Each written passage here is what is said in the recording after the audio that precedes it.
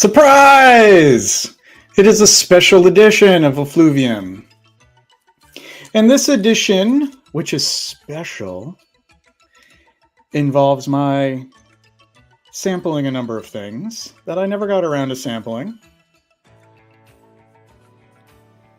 Many of these things are from Scent Explore in 2021 that just laid to waste and ignored for some time, and I am finally getting around to trying them out. And I have some things also from Caron, which include, sorry for the sound effects,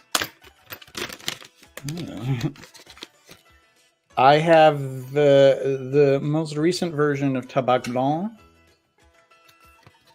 I have Tabac Noir. And Tabac Exquis.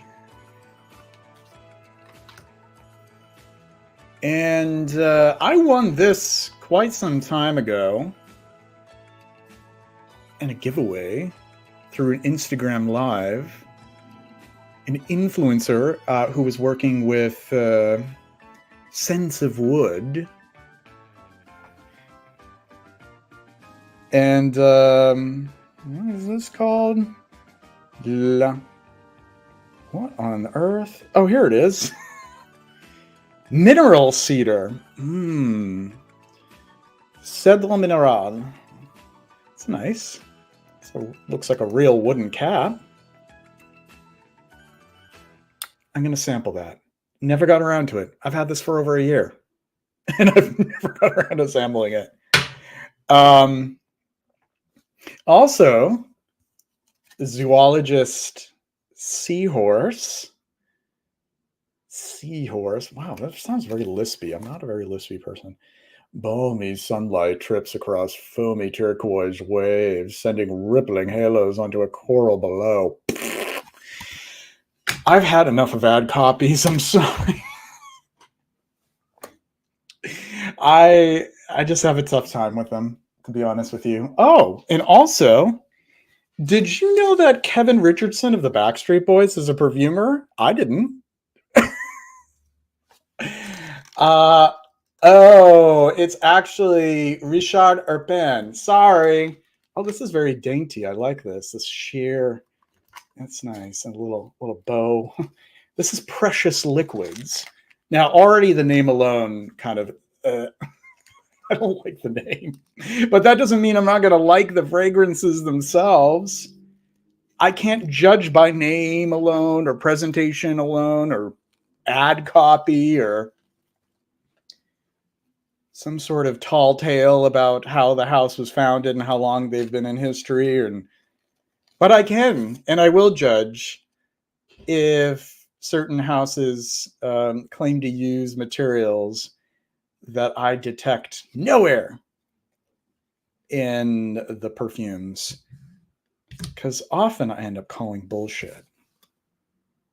And I'm not him. I'm not accusing Kevin here. I mean, I'm not accusing Richard. Created by award-winning French perfumer. I'm sure he's lovely. I actually don't know if I've ever tried any perfumes that he's composed. So no shade here. I just thought he had a striking resemblance to Kevin Richardson circa 2001. But I'm sure he's quite lovely. There's actually 4 of these. One is Champaka. Are any of you familiar with Champaka? It is a tropical flower. It's very narcotic and kind of similar to maybe Plumeria or aspects of gardenia. Some citrusy aspects to it too. It's a very beautiful flower. We'll see if it smells anything like Champaka. Tobacco Royale, because hey, there's just not enough tobacco fragrances out there, especially ones that are filled with vanilla. But I don't know if this is one of those examples. I actually am going to be looking at the breakdown and whatever else as a guide, you know. Salt and pepper. Push it.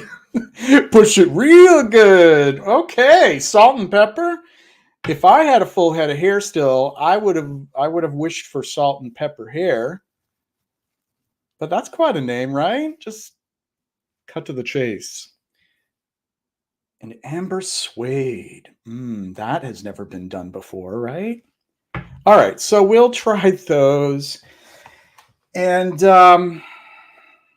yeah, and we'll shoot the breeze. I'll chat with you folks here. I'll because I had enough. It's like network. You know, I'm mad as hell, and I'm not going to take it anymore. I'm just trying to have a sense of humor about all of this. Oh, okay. Thank you, SteamYard. I thought I was sharing somebody's comment. SteamYard. Don't get any bad ideas. Wish I had some mushrooms right now. Thank you. I'm glad that you appreciated my intro. Yes, impromptu stream. These are exciting. Ambo Nigile is your scent of the day. Lovely, Philippe. Thank you. That is more from Richard Harvey from the Nifty Digits album that was released on KPM. Good evening. Yes, it is. Hi, Manginosis. Hey, Nikki. Thank you. Yes. Thumbs up the stream. It does help. Let's mess with that algorithm. Let's show YouTube who's really boss. Thumbs up. You like this stuff. There are 21 of you on right now, so I would imagine there's about 21 thumbs up, right? You should just make it a reflex. You get on, gotta do a thumbs up.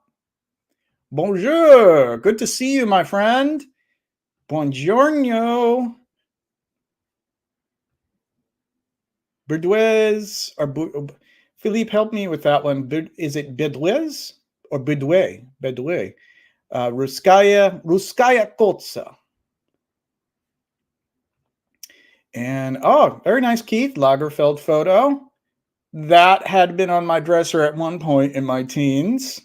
I do recall. Lovely. Gucci Guilty Absolute. And Roso 8, scent of the day, Sayat Nova, Bortnikov. Nice. Leather Jardin from Zara. Zara has some good stuff. Yeah. And Dusan has an announcement to make. Santa Maria Novella Po d'Espagna is on the way from Florence to my home. Bravo. Congratulations.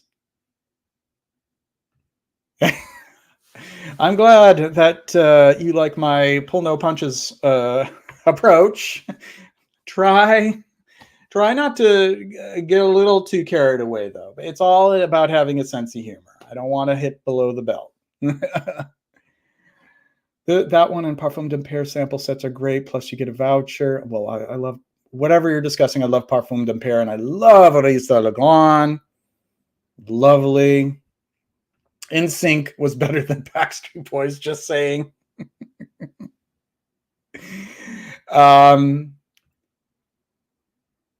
Essential parfums. If you're looking for simpler stuff, I detect some sass. When do you not?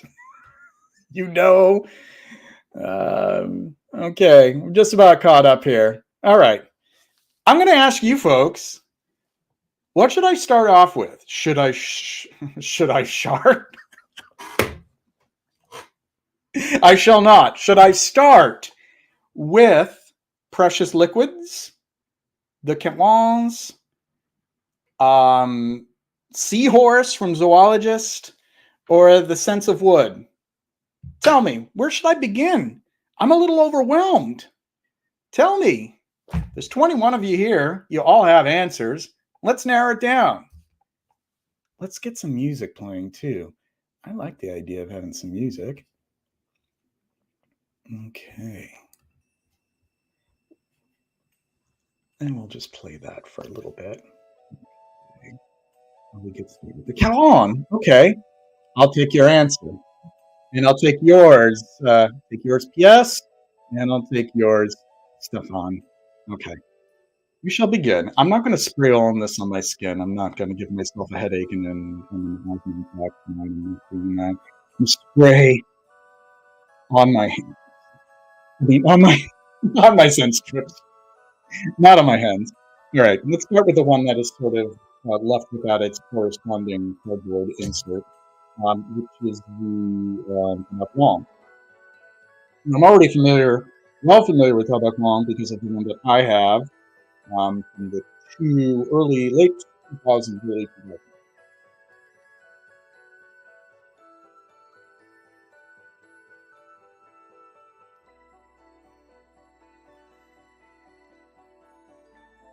It does have that characteristic opening.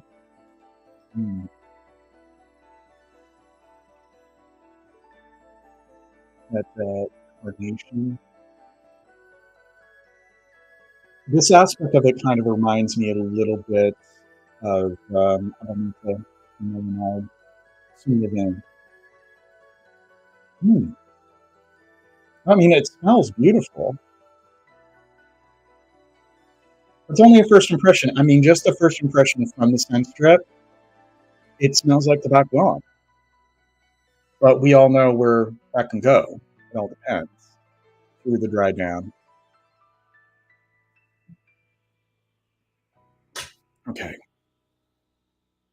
Next, we'll do Tabac Noir. I'm going to read the back of this. This is from Jean-Jacques, Parfumeur of Maison Caron. I reinterpreted the honeyed leather accord of the legendary Tabac Blanc by combining it with the woody intensity of Indonesian patchouli.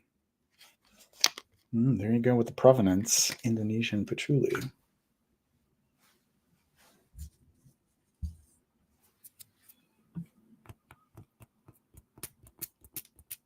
Okay. Ooh. Yeah. Definitely. I do pick up on the patchouli, but then there's something that's sneakily familiar, like Jivko. I don't know if it's Jivko Oud or Oud Olifak. Yep, throwing the shade. Because here's the thing, I don't know how many of you are aware of this. I know many of you know about my past studying perfume, studying raw perfume materials, whether that be naturals, synthetics, bases. I can disassociate myself from that and learn to enjoy a fragrance as is, especially if it's a really well done fragrance. But there are times where there may be a particular material or base that sticks out like a sore thumb. I'm not saying that this is the case right here, but it sort of is. So there's like this very watery, murky in a positive way. When I say murky, often when you read my reviews, I may say words that may be characteristically perceived as negative, but I'm actually expressing them in a positive manner, murky being one of them in this case. But murky, marshy kind of patchouli underneath this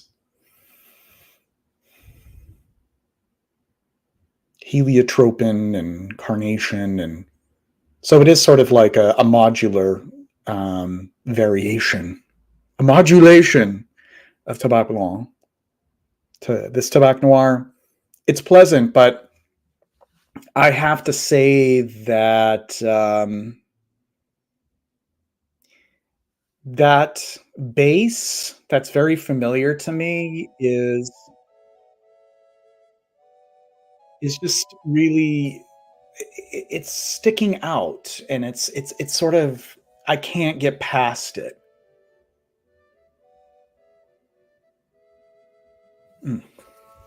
Okay. I'm going to take a look at the chat here. Sure. No. Not reading that one aloud, but yes. I have high expectations. Okay, side conversations. Guess I'm losing people. That's what I always think. Like, he's boring the shit out of me. Let's just talk amongst each other. Philippe, have to go read some Toni Morrison for uni. I'll step out. Maybe I'll catch some of the stream later. Well, thanks for dropping by. course, this will be archived. Always great to see you.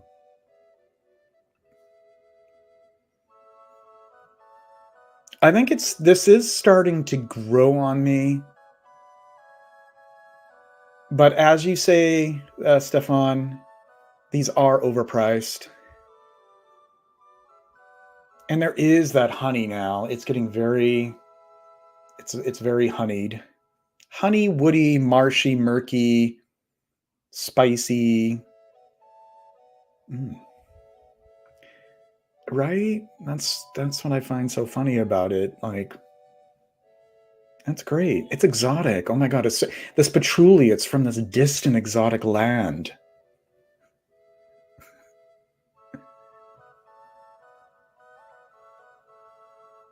I love those vibes, in case you're wondering. I love Givenchy, gentlemen. Honey and patchouli. And that little civet undercurrent. Marbert Man in a similar vein. No, I'm totally with you. That sarcasm about it. It's just... And sometimes, like, I just call BS. Like, is your lemon really from Amalfi? Is your bergamot really from... Is it really Calabrian? You know? I mean, it's kind of hard not to believe that the vetiver would be from Madagascar. Or, you know, the vetiver would be from Bourbon or Haiti or Indonesia. Let's move on to Tabakekski. I wanted to rework Caron's iconic tobacco by infusing it with the gourmand notes of a deliciously modern chocolate accord. Chocolate. All right, let's get another one of these scent strips. I see where Caron is going here.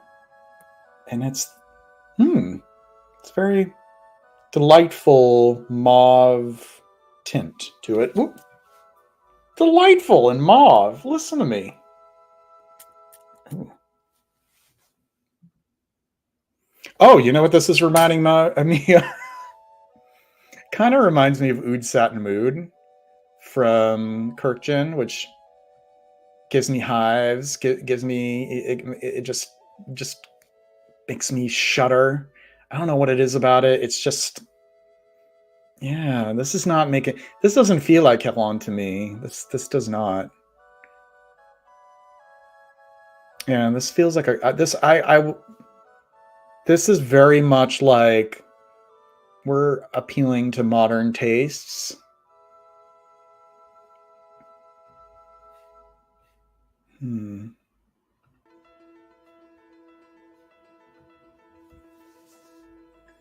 And there's something about it that kind of reminds me of Lickamade.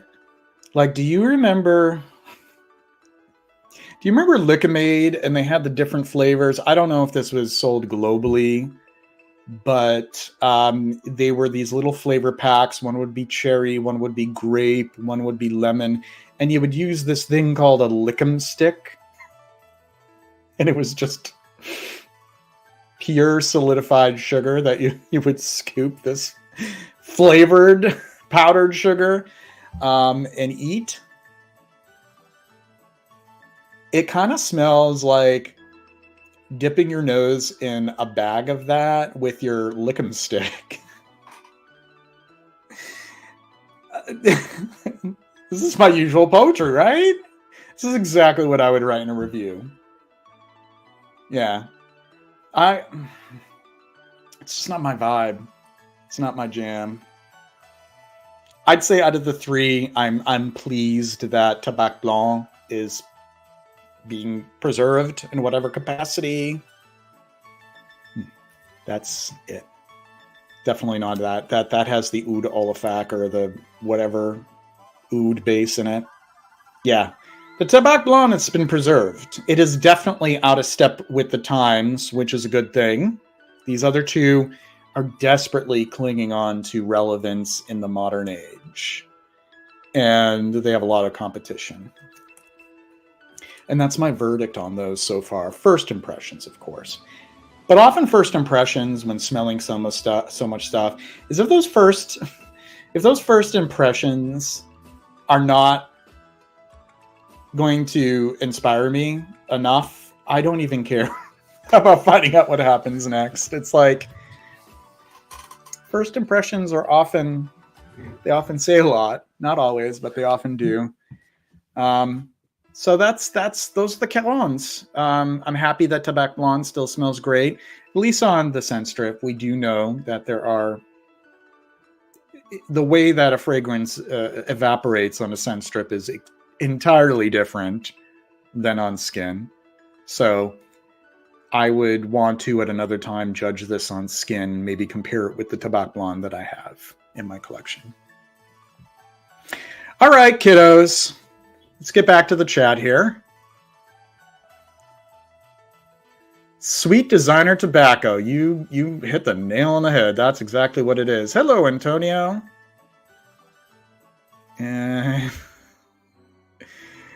What? Not in my diet.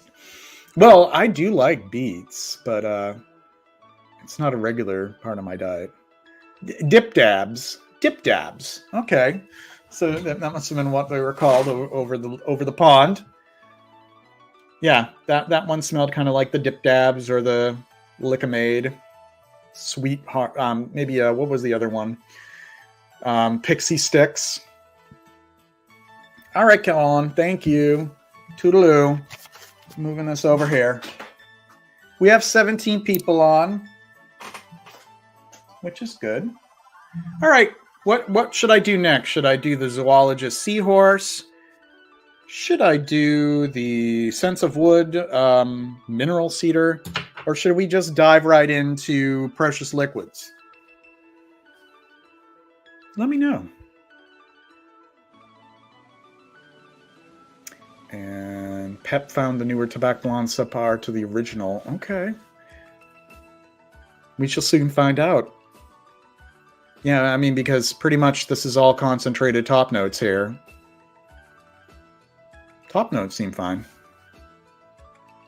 Sense of wood. Thank you. Thank you for carrying this stream along. We are sentient. Thank you. We'll start. We'll do the sense of wood.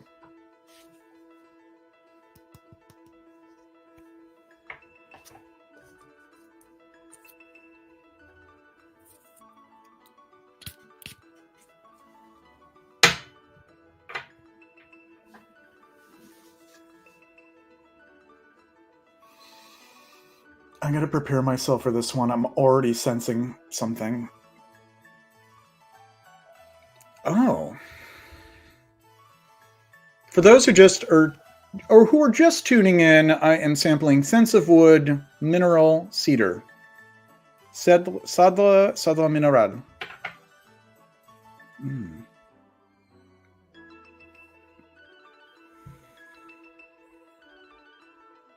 Wow. There's some interesting top note materials in this. I don't know if what I'm detecting is, I don't want to start nerding out and losing people because they're not going to know what I'm talking about, but there's a few different materials that are coming to mind that are very high impact. They kind of lend this like atmospheric ozonic quality to them. One of them that I have in mind is a Doxel. Maybe a little bit of Ultrazur. But then there's something else going on here. You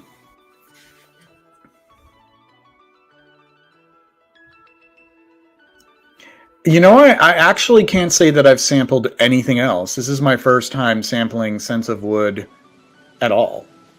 This bottle that I've held on to and have left alone for over a year.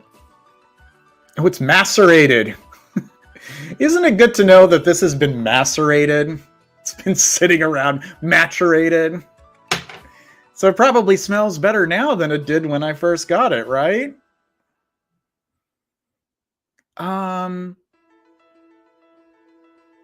Yeah, it's definitely like a lot of ISO-E super. Yes.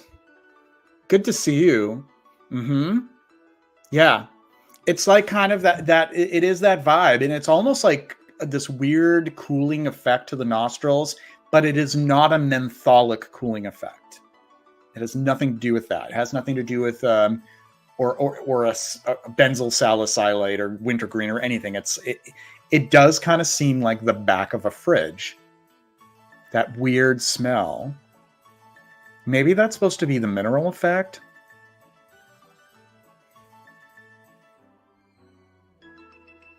Unless, do you mean the back of a fridge as in the, like, Dusan just said this. Do you mean the rear of the fridge or like the back of the interior of a fridge? Because I was thinking the interior. Hot dust.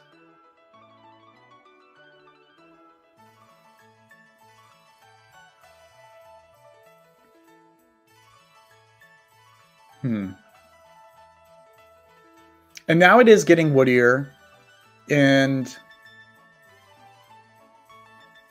the thing is like, I'm not really getting like a Virginia cedarwood feel right now. It's very much all of these intriguing synthetics, or at least what I perceive to be synthetics.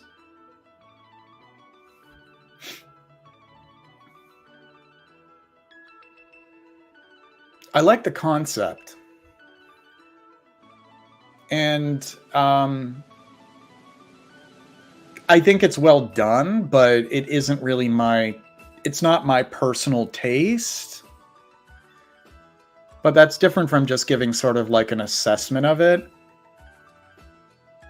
I definitely think that this has a modern feel to it, which can be good depending upon the person. Interior, that's what I thought.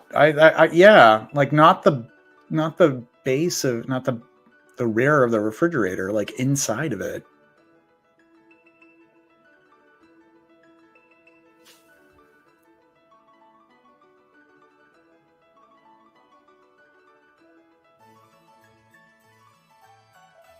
Yeah.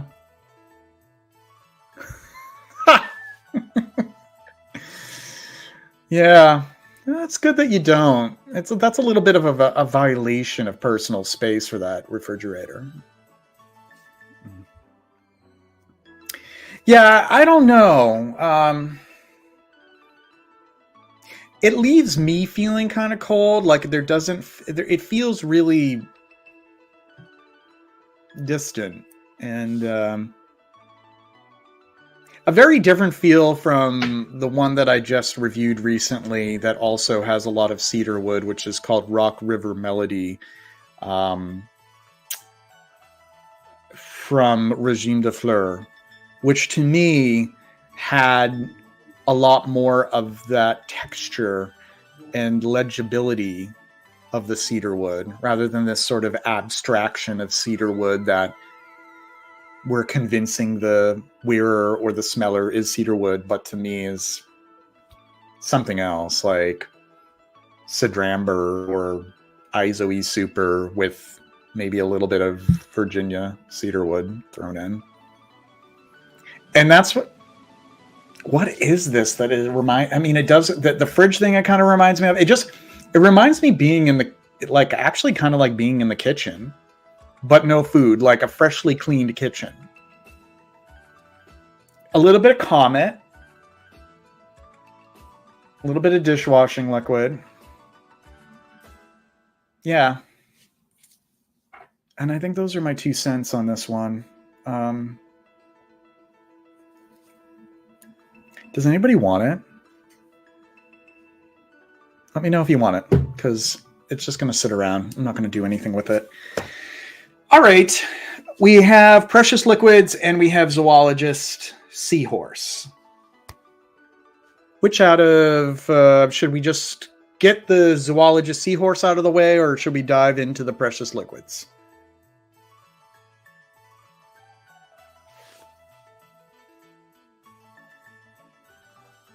There's an Orto Parisi I've tried recently that had a lot of Virginian Texan cedarwood. Can't remember the name. It's supposed to be chocolate. Balcanero, I think, right? Oh, there we go. We're getting answers.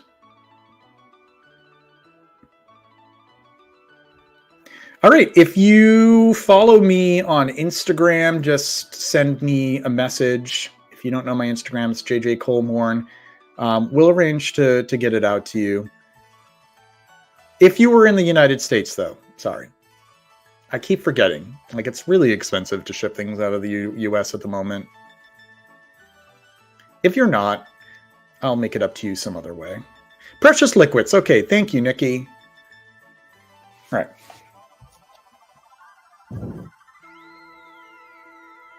This is the perfumer, Richard Herpen. Richard Herpen. I think that's how you pronounce it if it is French. We'll start with the Champaka. Champaka. I don't know the notes breakdown. It's named Champaka, so I'm assuming that's going to be the impression. That's what it's trying to give off, is the scent of Champaka flower. Precious liquids.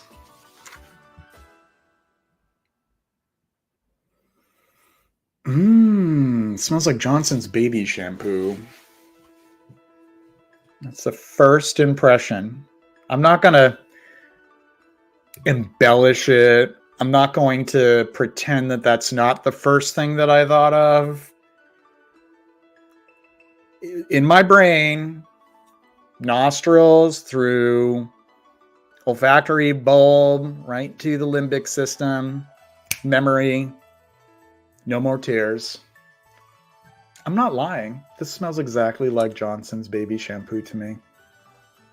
Which, as far as I know, I remember smelling Champaka flowers. They don't smell like Johnson's baby shampoo. Yes. Yep. And I thought it was Kevin Richardson of Backstreet Boys. Yeah. I mean, it's pleasant. I wouldn't mind wearing a fragrance that pretty much gives you the vibe of Johnson's baby shampoo. I mean, I'm sure there's a Demeter fragrance that does that, even though it probably lasts for a half hour. Maybe what Richard can do is he can keep that baby shampoo vibe going for a long time on the skin. Just the gift that keeps on giving, like lathering. It's so shampoo. And that's really all I have to say about it. I'm not gonna, I'm not gonna try to say like, well, I also discern a little bit of, rose and, in the background and yeah. That one's Johnson's baby shampoo. We'll move on to the next one. Tobacco Royale, or Royal. And he did Oud Wood. I'm noticing a connection there. Okay. Precious Liquid Tobacco Royale.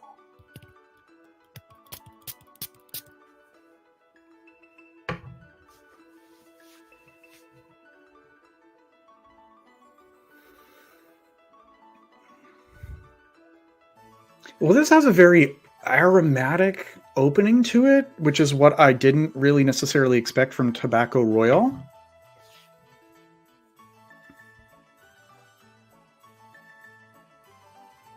Oh, I was definitely... I get way more Nag Champa from, like, Molinard Musk or Revlon Ciara.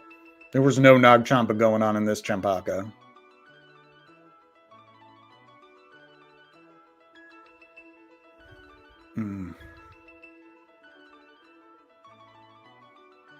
Royal with cheese.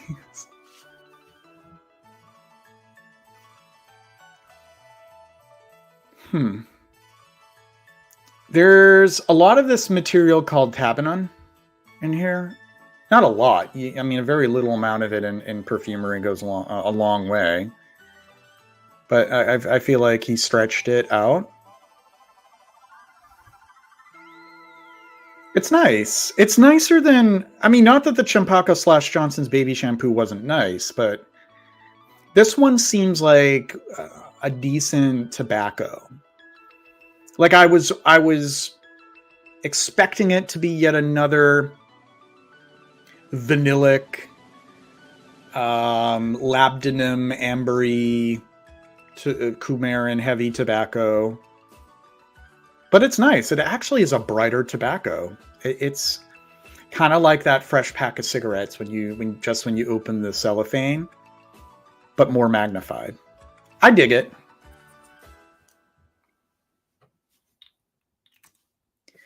And salt and pepper. Salt and pepper, y'all. I'm going to change the music here. I think I need to figure out how to play a soundtrack so we're not looping the same 2-minute song. Let's see. All right.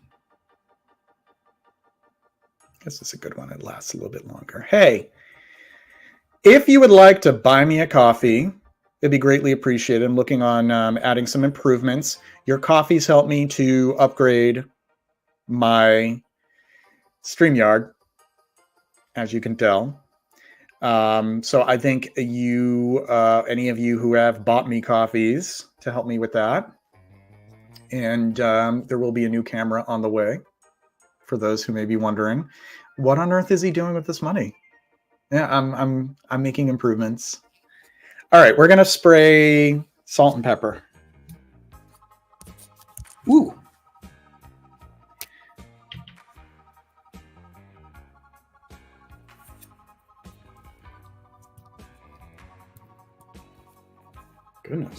Goodness me, what's wrong with the... All right, here we go.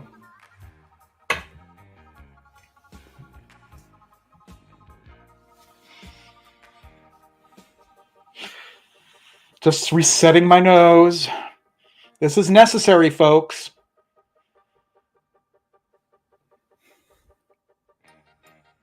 Mm.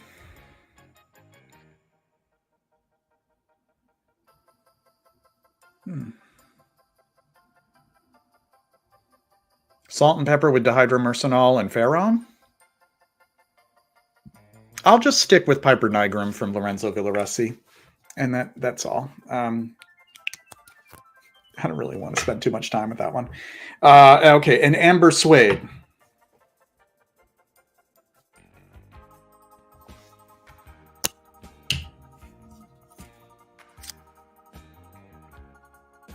Amber suede. Oh no, it went in my direction. Hopefully it's not horrid. And it is.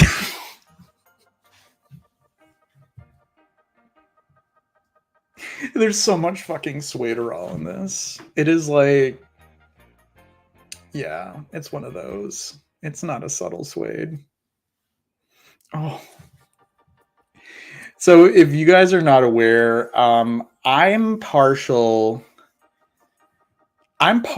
to leathers that do the whole birch tar, castoreum accord, not necessarily real castoreum, but even an accord.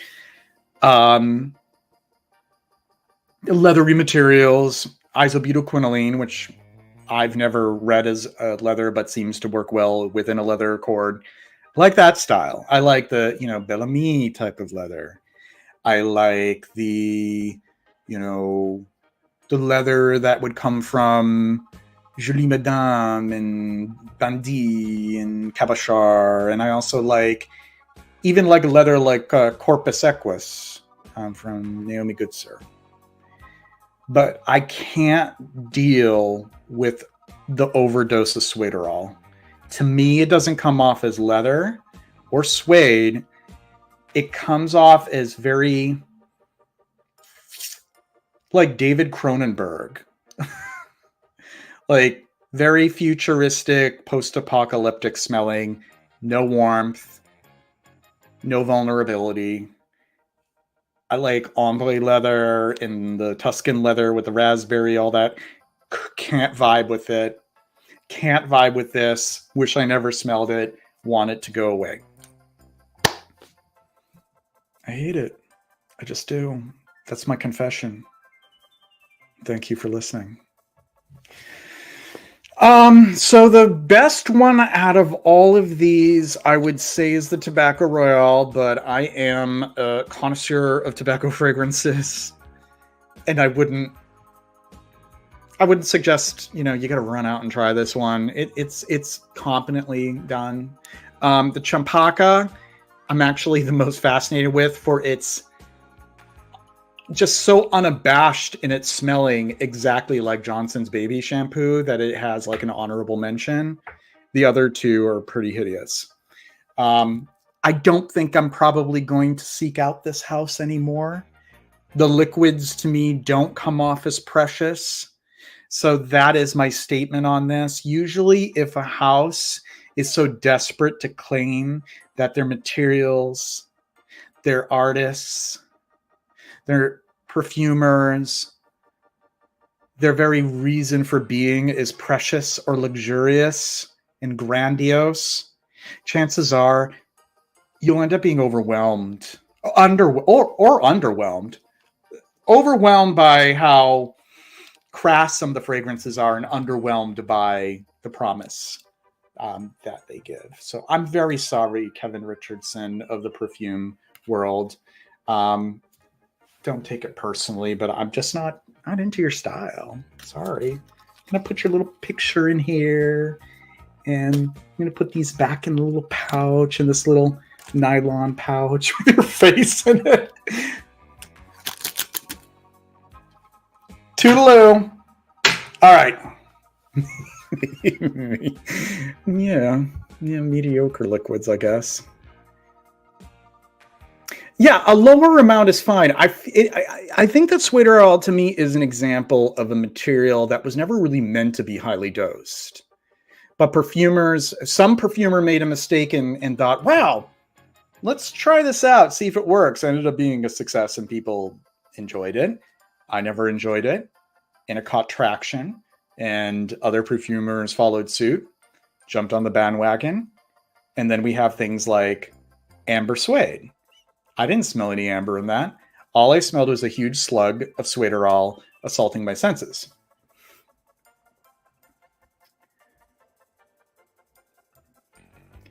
Totally agree, and they are allowed to lie on ingredients. Roses from grass, but they can use cheaper roses too. Yeah, this takes us right back to the conversation, the discussion with Christophe Ledamiel on Tuesday evening.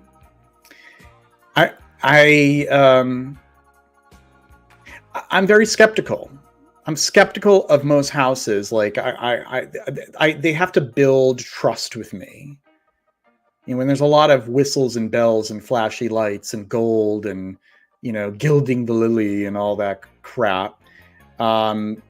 Why is there all of that when the fragrances should really speak for themselves? I mean, that's just my attitude towards it. That's why many of those brands I don't really focus on.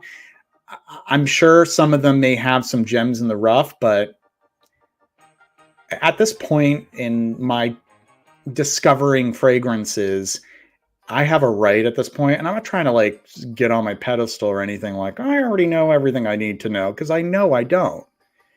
But I've smelled so much at this point that many things are just rehashed tropes, ever so slightly rearranged or not rearranged, and smelling very similarly to something that had come out a year prior, 5 years prior, 50 years prior, circling back to classics and almost trying to pull off what something as an original when it has been done so many times, say, in the 30s, 40s, 50s, 60s, you name it. There are a lot of indie houses that do that, a lot of niche houses that do that. And while they may have an end product that is well done, they're not necessarily going to impress me enough if I've already smelled those themes done by master perfumers in the past and with much more competency and skill and balance to it. So okay. TikTok. Was it worse than the TikToker Attar? For any of you who were tuned into that week of Effluvium,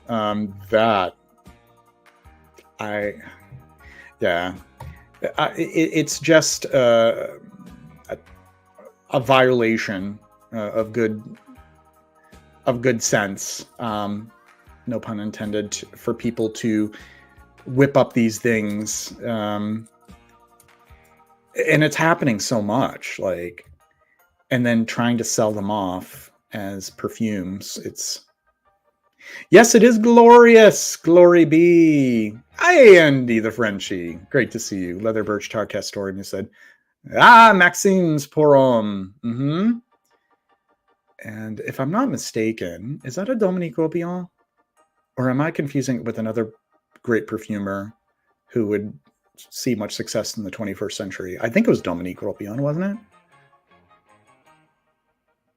Who wants to smell like salt and pepper? I would if it was done well, and it wasn't. Okay, so we have one left here.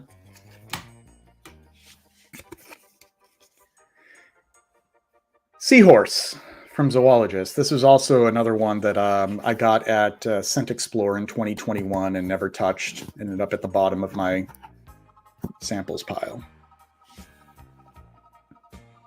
Hovering among the coral branches, a group of seahorses gazes shyly on.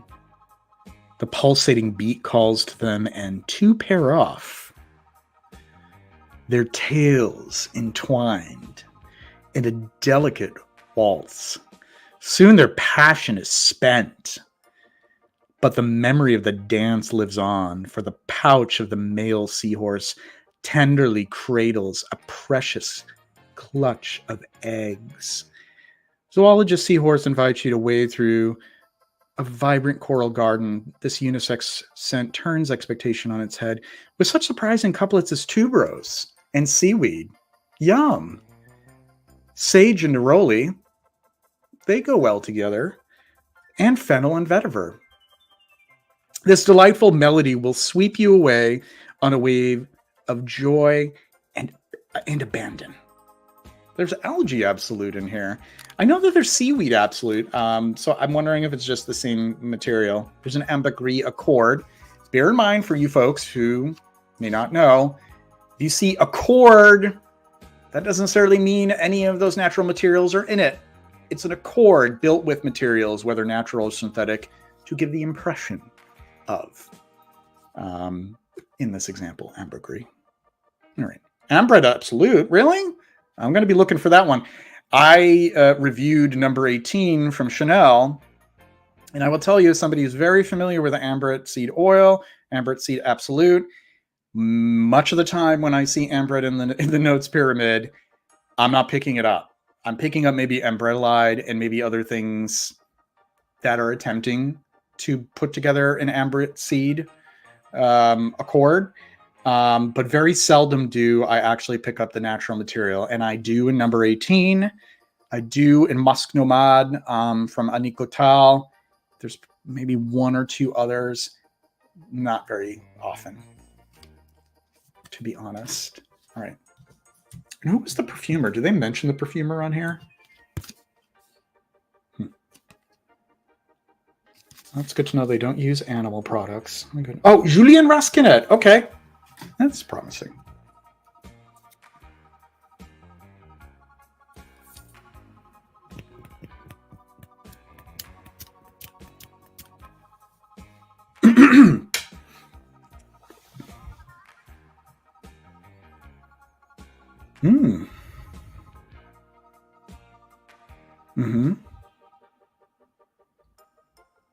Yeah, it's very beachy. It's very marine. It's kind of reminding me of Reminiscence Rem a little, or maybe Perfumum Roma, Aqua de. I have it and I love it. It's one of my few aquatics that I really like. Somebody throw me a bone. Help me out.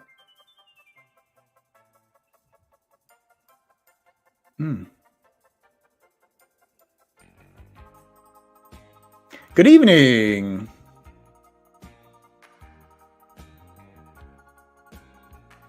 Yeah. It was an honor to have him as a guest this week. I have no issue with a rosacard with no rose in it if done well. Me neither. Often they smell better than just a huge lazy dump of robes. Absolute. Agree. It's just BS to sell perfumes at silly prices. The lie. Yup. Totally is. I really honestly think it should be in there, and if they're mentioning it, and they really don't need to mention it. It's okay if the rose accord is mostly synthetic with a little bit of naturals to flesh it out.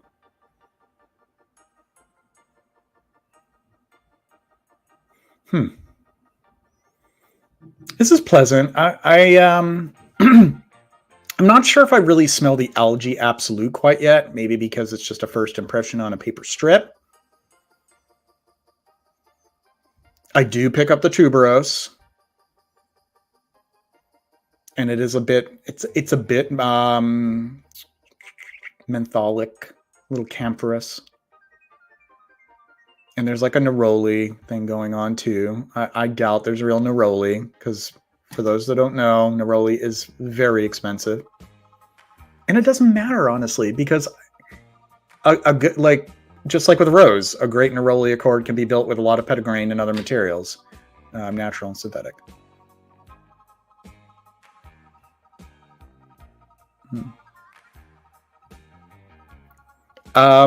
I need context for that, but I have felt that a few times so far during the stream. Oh, did you mean the ad copy, what I was reading? ASMR Pro.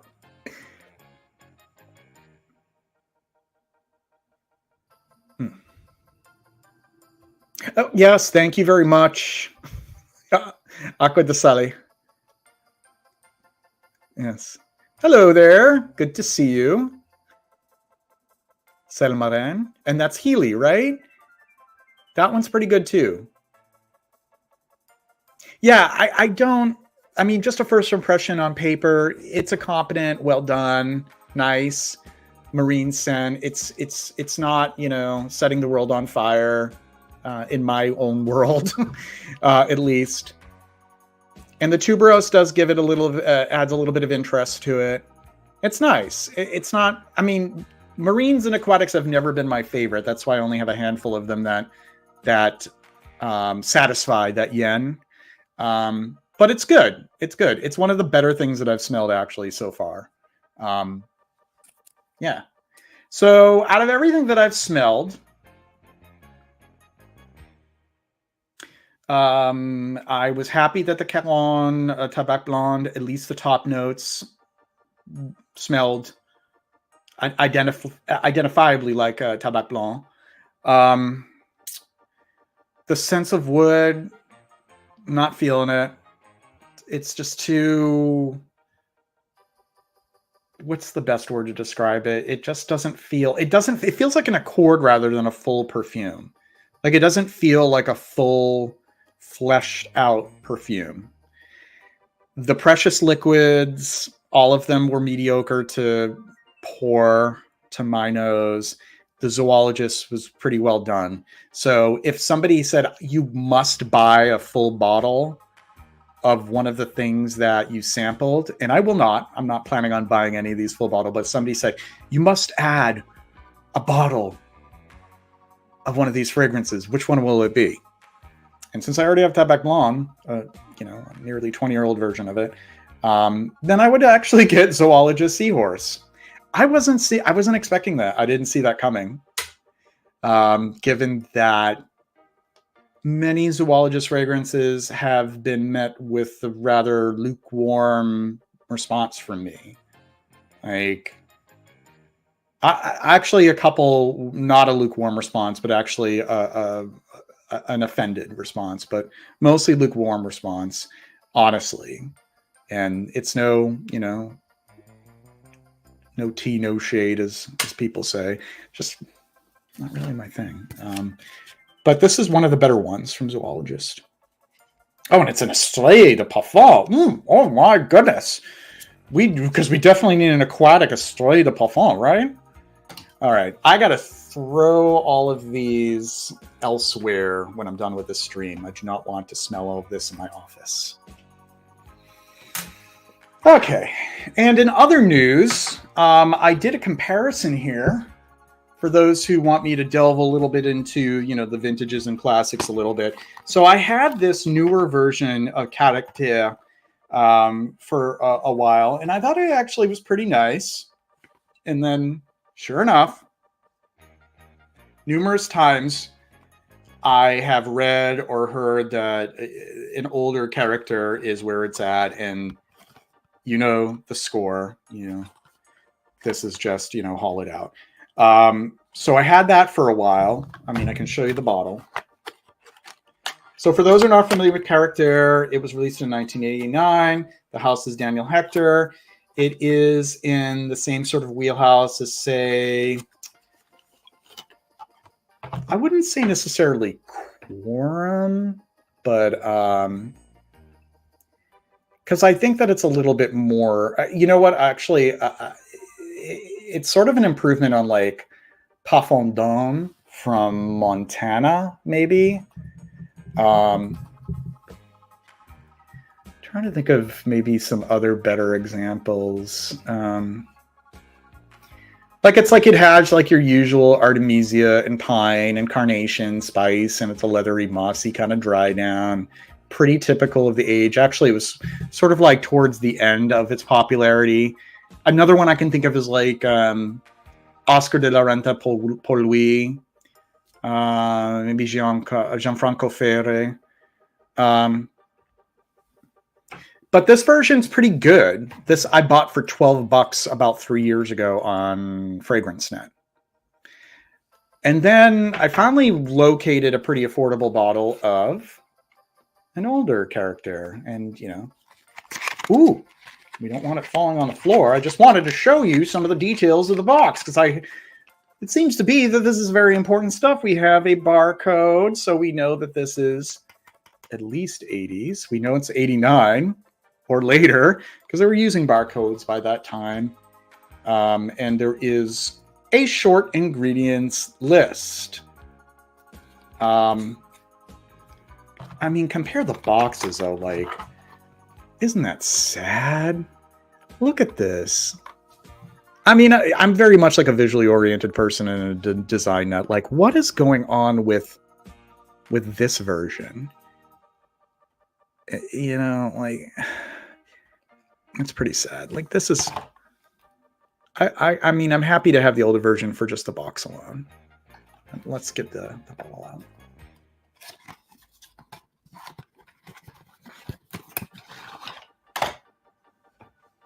Let me compare the two.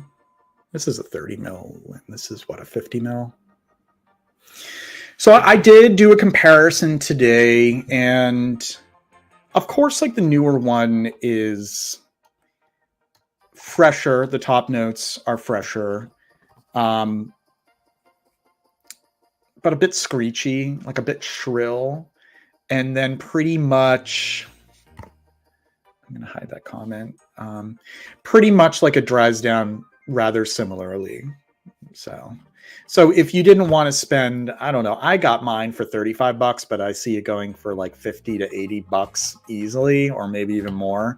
So if you didn't want to get an older bottle of it, I mean, you really wouldn't be disappointed with this. So that's my little comparison segment of Effluvium Special Edition.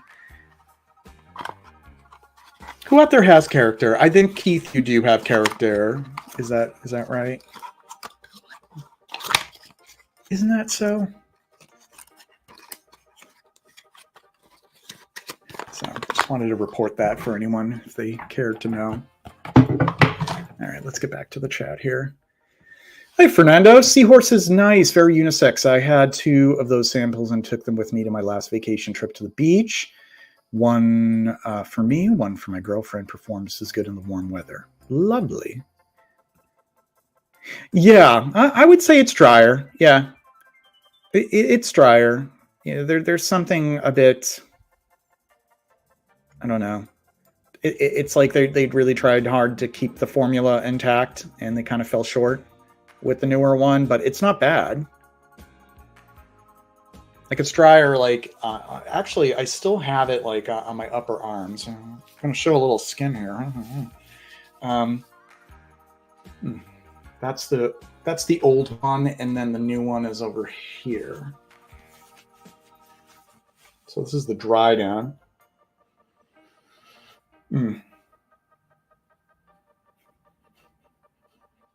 It has that same kind of like stale effect that I get from like newer version Quorum, or that cafe, what is it called? Homme de Cafe, the newer versions of that, the Coffin Lux versions. It's like, I'm not sure if I dig it or if I'm a little unnerved by it. Kind of like, it oddly smells like a little tiny bit like burned electronics, like singed electronics. If you've ever smelled something that overheated, like a computer or an old game system, or you fill in the blank. Where this is smoother and drier. Yeah. But other than that, they're not entirely different. I think that the margin of difference isn't as bad as old Quorum versus new Quorum. Or yeah, put those over there. Okay. Hey, Alex. Good to see you.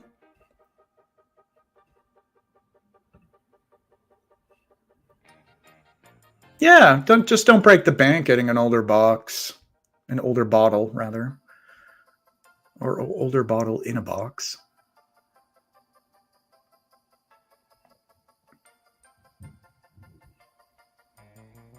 Okay. So, I have some questions for the audience. Are there some houses that I haven't really discussed in my reviews or videos that you think are worth my exploring? I'll either respond and say, okay, I'm on it. I'll put that on my list. Or if I already kind of made my decision, I'll be completely frank. Because there are some that I'm willing to sample. Is this one of them? Wood? A wood show? Is that what they're calling it now? They have a little nickname for themselves. Wood. Guy La Roche. Ah, Guy La Roche. I have some Guy La Roche. I recently picked up what is a Jaillosé the Eau de Toilette. That was released in the 70s, and that's quite nice. And then, of course, there's Fiji. I have Horizon, and I lived through Drakkar Noir. I wore Drakkar Noir to death, along with Obsession and a few others in high school. So it's really no need for me to keep smelling those, because I mean, maybe I can sniff them again. I'm just kind of worried they'll give me flashbacks of not so great memories of adolescence. But I do recognize their significance as classics, especially Drakkar Noir.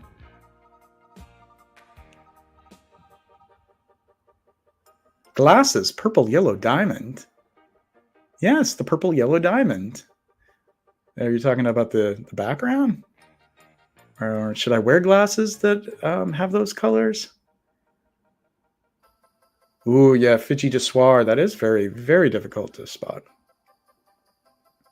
Yeah. Probably.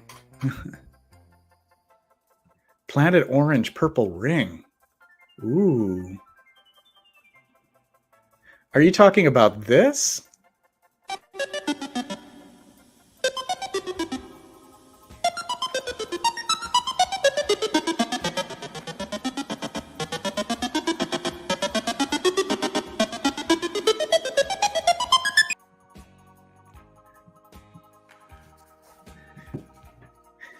So I have been adamant about not having an open invitation to join my live streams. So that's why I don't drop the link. But if there are those of you that I have had as a guest in the past and you would like to join and kind of spice up the conversation, just hit me a message on Instagram. I'll keep it open and I'll drop you the link. I have that open right now in case somebody might want to. I still haven't tried Tralala, Dusan. It's very difficult to spot that one. The elusive Tralala. Anybody want more visuals? I can share more visuals. Let's see. Oh. I have something for you guys to trip out on. Let's see.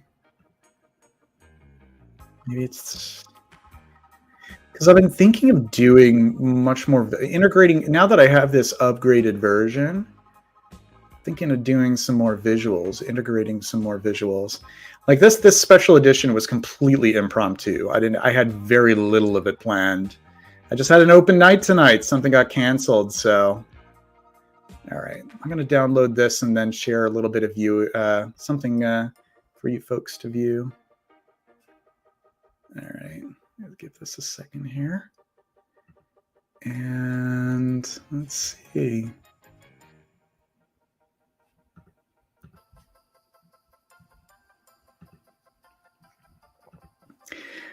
If anybody wants to jump on, let me know in a private chat.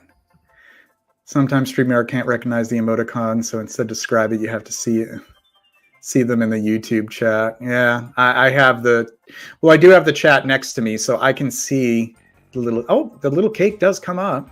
Most of them do translate okay. All right, give me another second. We will.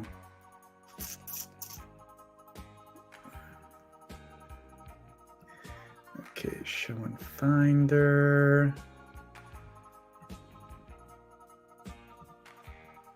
All right, a little bit of entertainment here while we wait for somebody to respond, because I'm not going to just sit here and ramble. I mean, I'm lucky that 31 people are on here right now to even listen to me talk about nothing in particular. Okay, let's add something to watch.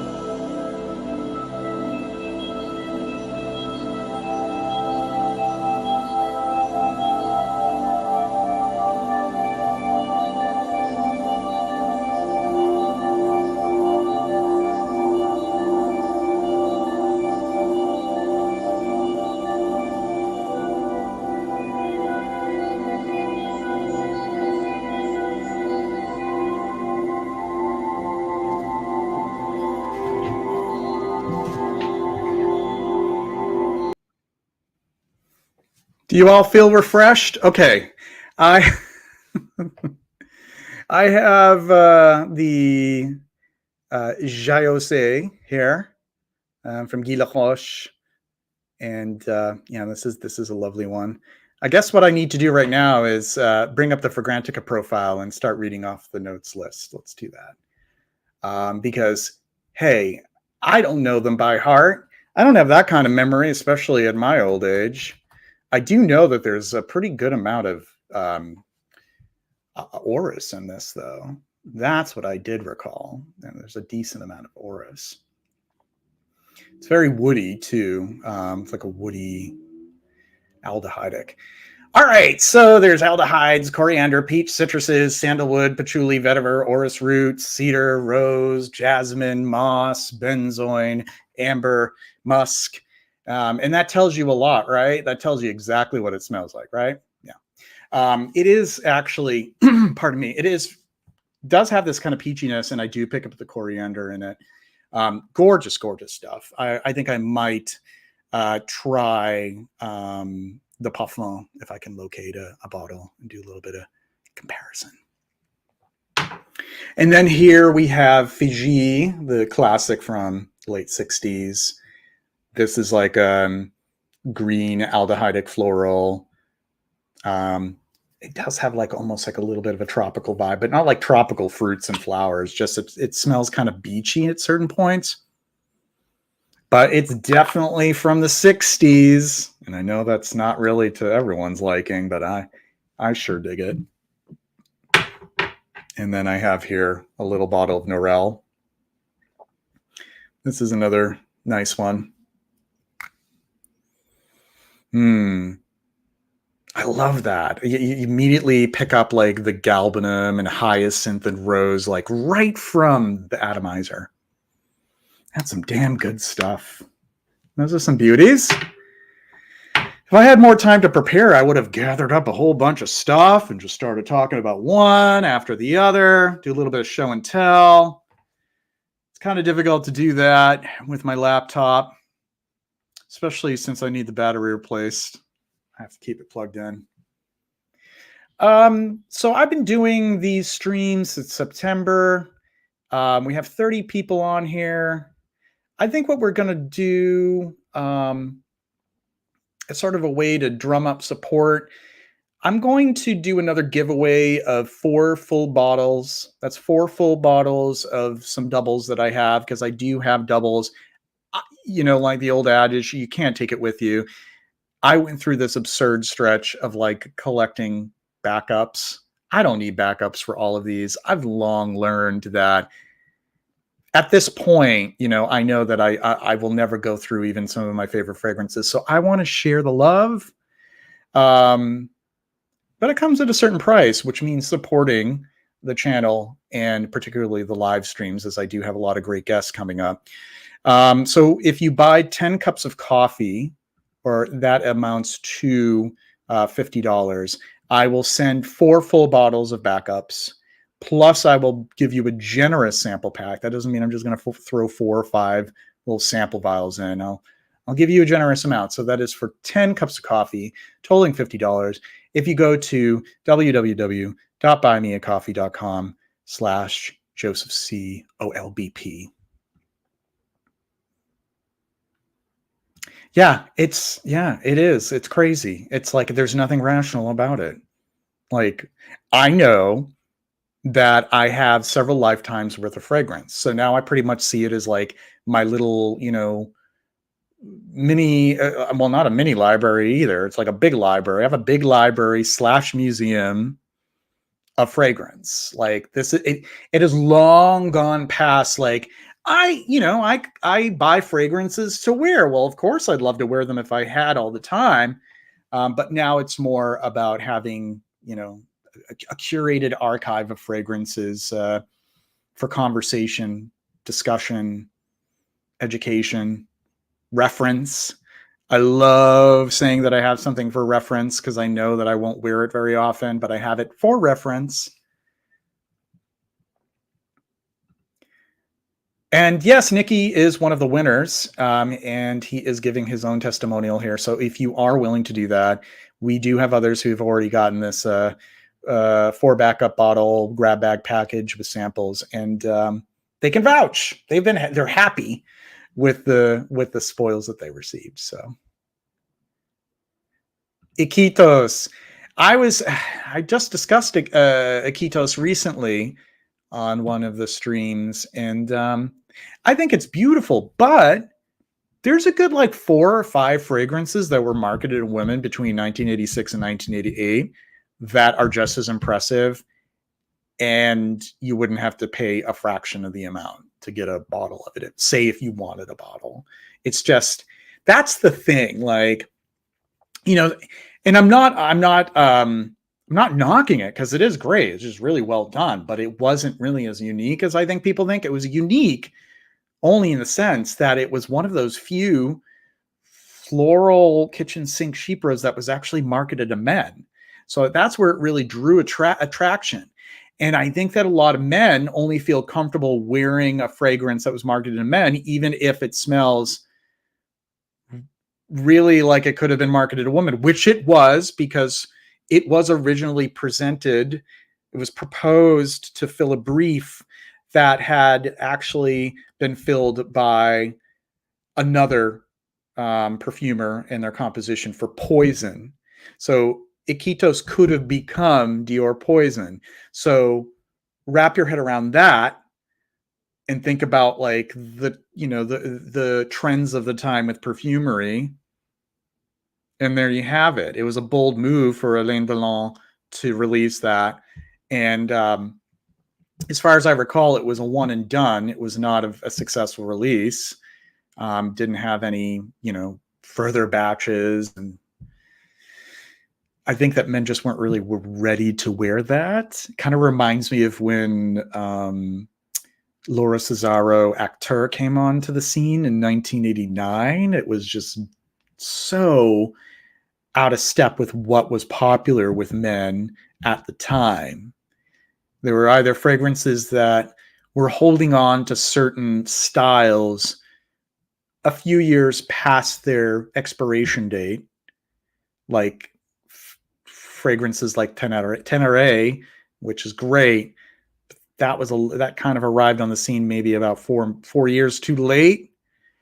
And then you had something like Acteur, which I feel like was too ahead of its time for some, like this very rose-centric fragrance, unlike any other fragrance marketed to men that had rose. It would have probably been more successful at least 20 years later. Young Alain Delon. Hey, thank you. So are you, Oski. Thank you. You are all too kind. I don't have any moderators who are logged in, so if you see some crap, let me know, and I can stamp it out. Because this is all positive vibes. We got enough toxic energy in this subculture of fragrance fragcom. And I'm not about it. No siree. Oh, I just got a message. Oh, what do you know? Oh, okay. Let's see. We may have a little guest, but she's not going to show herself, which is fine. That's not a requirement tonight. I'll send this.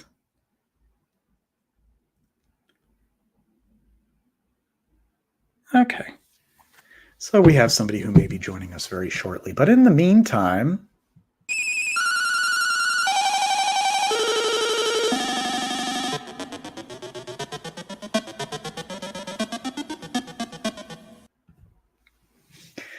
so yes, back to live streams.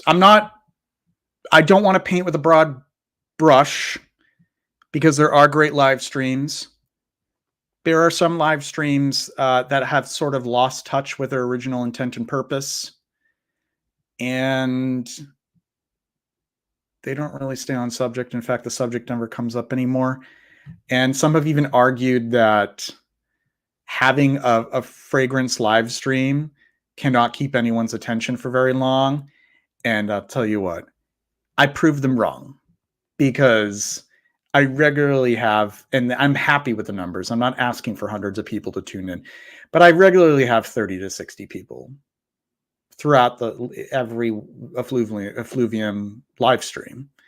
It is testament to the fact that people do want that kind of content, and they do want to hear from people in the community and hear different voices, not just voices within the subculture of the live stream fragrance community, because that's a subculture out of this huge community, a community of people who may have never been on a live stream. They may not have a YouTube channel, or they may. These are writers, these are critics, they could be content creators, but they're also perfumers, independent or master perfumers, people who have written books. I may be having some authors in the future, and people who dabble in fragrance discussion and content, but their area may be elsewhere, like style or fashion and what have you. So I wanted to branch out and get voices from different directions, voices that deserve to be heard, that are unsung, that don't get enough attention, or voices of people who do have sort of an authority because they've done their homework. They know their onions, so to speak. They know what they're talking about. There are people who have been studying fragrance and smelling fragrance and writing about fragrance for a very long time. And you have that combination, or just people who are super enthusiastic and have an open mind, or they may still be new to it, but they have an open mind. You know, they haven't made their decision that their hobby with fragrance is going to be purely results driven, whether or not it performs and whether or not it attracts the attention of other people or gets compliments. That has its place, and I wouldn't want to necessarily demean that. That's another subculture. I think there's some overlap with subcultures, but that's like another subculture, and it's not really in my lane, and I'm not gonna, I don't want to look at it negatively, but I think that what I want to offer, that's not, like whenever somebody asks me like, well, how does it perform? And I always say to them, like, you're asking the wrong person about that, because I may mention it in reviews if it is particularly noteworthy, but I don't mention it every time, because I often don't think it's relevant enough, and it does a disservice to really describing and painting a picture and doing justice to, in particular, a fragrance that I think is a great fragrance. To say, well, it's beautiful, but it only lasts in your skin for 5 hours. There's plenty of people out there, a surplus of people who are going to be able to give you that information. And it's just not what I'm about. That's just, that's my caveat, is that's not what I do. So Jeremy might have a huge number of subscribers, but how much of what he offers is quality? Most of his throwaway, meaningless, but he does the hustle. He has a lane, and far be it from me to decide that lane is not worthwhile to somebody out there, the right audience. So, Godspeed. Have you tried Veronique Gabay Cap d'Antibes? I have not. If you could enlighten us a little bit. I actually have Margie Noir backstage, and I'm going to bring her in. She's not showing herself, though. Hi. Hello. Hi there. Hi. Hey, I think we need to normalize coming on live stream without your picture, without actually showing your face. Yeah. I mean, I probably would require it for like the regular Effluvium streams, but this more freeform format, like, why not? Like, Like if I don't always want to be on camera, and I'm on Zoom meetings all day long, and sometimes I don't even want to show my face on the Zoom meetings. It's too much being in front of the laptop all day on meetings. So anyway, so I just thought I'd jump on. Yeah, well, I'm glad that you could. I was feeling a little out of sorts, not having some sort of companion to you know, bounce ideas with and talk about things. So well, I thought I would take advantage of it because I've been wanting your opinion on a couple frags. Oh yeah, of course. So I've been focusing on green scents this week because St. Patty's is coming up. Right. Anyway, so I've been focusing on green frags. So I've been doing like Chanel 19, number 19 EDT, Ormond Jean, Woman. Anyways, but the one I wanted to get your opinion on, JJ, just kind of like your read on it is, if you don't mind, it's Aramis Devon. Mm-hmm. You have it? I do. As a matter of fact, one of my earliest videos, I do a comparison between what I believe to be an early 90s version of Aramis Devon with the Gentleman's Collection version of it. And it just so happens to be one of my most watched videos. It's I think it's approaching like 1.2 thousand views. Wow. Who would have thought it would be that one? But yeah. Is it a popular fragrance, Aramis Devon? I mean, like, I don't know. Is it? It was popular in its time. I think it was commercially successful for a good while. So I could see where that would have attracted the attention of some people who have been a fan of it for a long time. And then, of course, we have the perfume nerds who love all of the Aramis fragrances, especially when that Gentleman's Collection relaunch happened in, I think it was like 2010 or 2011. But yeah, the differences between the older version and the newer version, the older version seems to have a few more natural fixatives to it. But I wouldn't say that it is a stark difference between the two. Yeah. I would say that the older version feels a bit warmer. But overall, like the new bottle, I encourage people to get the new. It's not even new at this point, but to get the newer bottle. What do you think makes it warmer? Is it like civet or something in the?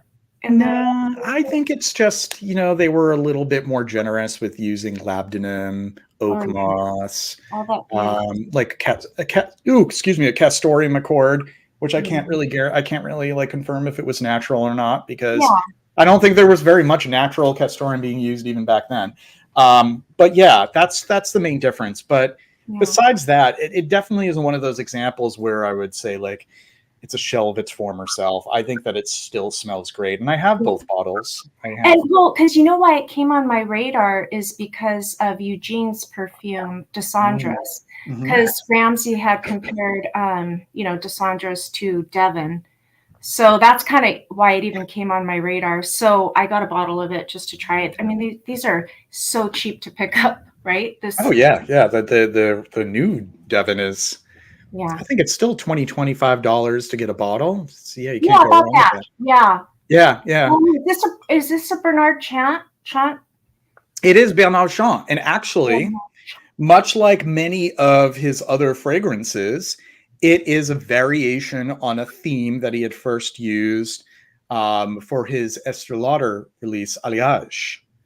So Alliage is a bit more green floral, but still.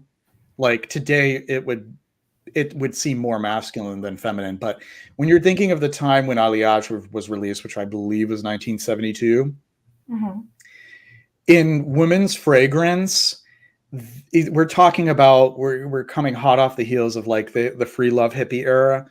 Yeah. So it's very much like a liberated woman, green, sporty, outdoorsy. So a lot of these fragrances in the early 70s through to about the late 70s, when you had this renaissance of orientals, ambers, you had a lot of these fragrances that today would seem much more masculine than you would think a woman would wear. And Alliage is one of them. So when I smelled Descendre, I actually first thought of Alliage because Descendre is more floral than Devon. So, that's true. It could be that Ramsey hadn't smelled Alliage, but that was like, that was my first thought, is that like, Yes. wow, this is like a very high quality version of Estee Lauder Alliage from the 70s. Yeah. And how would you categorize Devon though? Because it's like, I mean, to me, it leans green, but how would you categorize it? So I would say that it is a green, leathery, coniferous Mm, chypre. okay. Got a Well, lot of different I things like going it. on with it. Yeah. And that's some of my favorite stuff, Yep. honestly. I know. It's so good. Yeah, yeah. Green fragrances are great. I'm going to be actually, when I have Super Daycup and Jane Daly on, there's going to be a whole segment on green fragrances, because when we do Ooh. that Effluvium episode, that's going to be the beginning of springtime, and what better time Oh, yeah. to start Perfect. talking about green fragrances. So, and Jane Daly, she has Eau de Jane, which is Oh, that's a great version of like a classic like green chypre. I haven't Um, smelled that. yeah, it's really good. She loves her green chypres. We did a whole Instagram live last year where we were just sharing tons of them. Somebody actually suggested to me that I should just like archive all of the Instagram lives that I did Ooh. on Instagram. That was redundant, but Yeah. all the Instagram lives, and archive them on YouTube so people could watch it from there. That would be awesome. Yeah, because those are I some good conversations. would totally watch that. That's right. Yep, he's going to be Yep. joining us in a couple weeks. That's great. Is her green fragrance, is it more on the modern side, or did she kind of like, was it kind of a nod to like vintage stuff? Oh, I wouldn't say that The it's, bottle looks a little modern. Like it looks like, right? Like it just kind yeah. of, yeah. Okay, these are untouched ones. I want to make sure I don't throw Oh, away the ones. go ahead. I want to make sure I don't throw away the ones that are good. I'm putting those You over know there. what? I can't keep track of which test strips are clean and which ones are sprayed on at my desk. Very noir today, Margie. There's actually another Yes. another humorous comment up here. Hold on a second. Where is it? It's kind of like a far. Oh, we need to catch up here. Oh, Mitch Noir, like, you know, Rich never show. Rich is actually showing his face now. I know. I saw that. I was so shocked. That was on Eugene's channel. Yeah, yeah. I like this little jaunty hat. That was awesome. He looks young. For some reason I thought he was maybe a little bit older, but Yeah, he's younger than I am. sounds so By much. like, I think he's like 7 years younger than I am. I thought he was like around my age or older. Yeah. The chat feels like the old Smelly Stream days. Oh, that's funny. Way back in 2021. I'm just catching up with the chat here. 900. Oh yeah, I love Aramis 900 as well. Hey there, good to see you, Joe. I'm hiding today, Joe. I would say so. He's a smart looking guy. He's good looking. Yeah, he has a baby face. Yeah, he does. So you are welcome to pick my brain on a few fragrances. So there was the Desandra, which my response is it is. It does remind me of a very refined green woodsy chypre from the 70s, like Estee Lauder Alliage. It's very well done. I will be doing a proper review of it in a couple of weeks, because I'm going to be doing a whole week of fragrance reviews focused on galbanum, like fragrances that are. I love galbanum. Yeah. Desandra's growing on me. Where's my decant, or where's my little sample? I have it somewhere around here, but it is growing on me because I wasn't sure. You know how it is. You have to understand something before making a judgment. But yeah. No, it's beautiful. Like you said, to me, it's like a very dark green, woody, chypre. And it's just, and like you said, it's refined, right? Because you could tell there's really good, let me find it. Sorry, I want to find it. They're definitely great materials. The thing is I don't pick up the tuberose in it. And in a way, there's tuberose in here? Well, at least to the notes pyramid, there is. Maybe it's doing something in the background. Because when you see a note in the notes pyramid, it's like we know it's not gospel. We shouldn't take it literally. We shouldn't always feel like we should be looking for it. But in a way, I'm glad that it isn't really muscling its way through. One of the fragrances that I actually sampled this week or reviewed this week has a great tuberous sort of making its way through. I just did 2 sprays. Oh, you know what? One Nuita, what I'm going to be reviewing this one pretty soon. Naomi Goodsir, Nuita Becali. Oh my God, that is so good. Yeah, yeah, Nuita Becali. That's so good. Mm-hmm. It kind of in the same family as Dessandra's a little bit, right? Yeah, it's in that same vicinity for sure. It has like a lot of galbanum.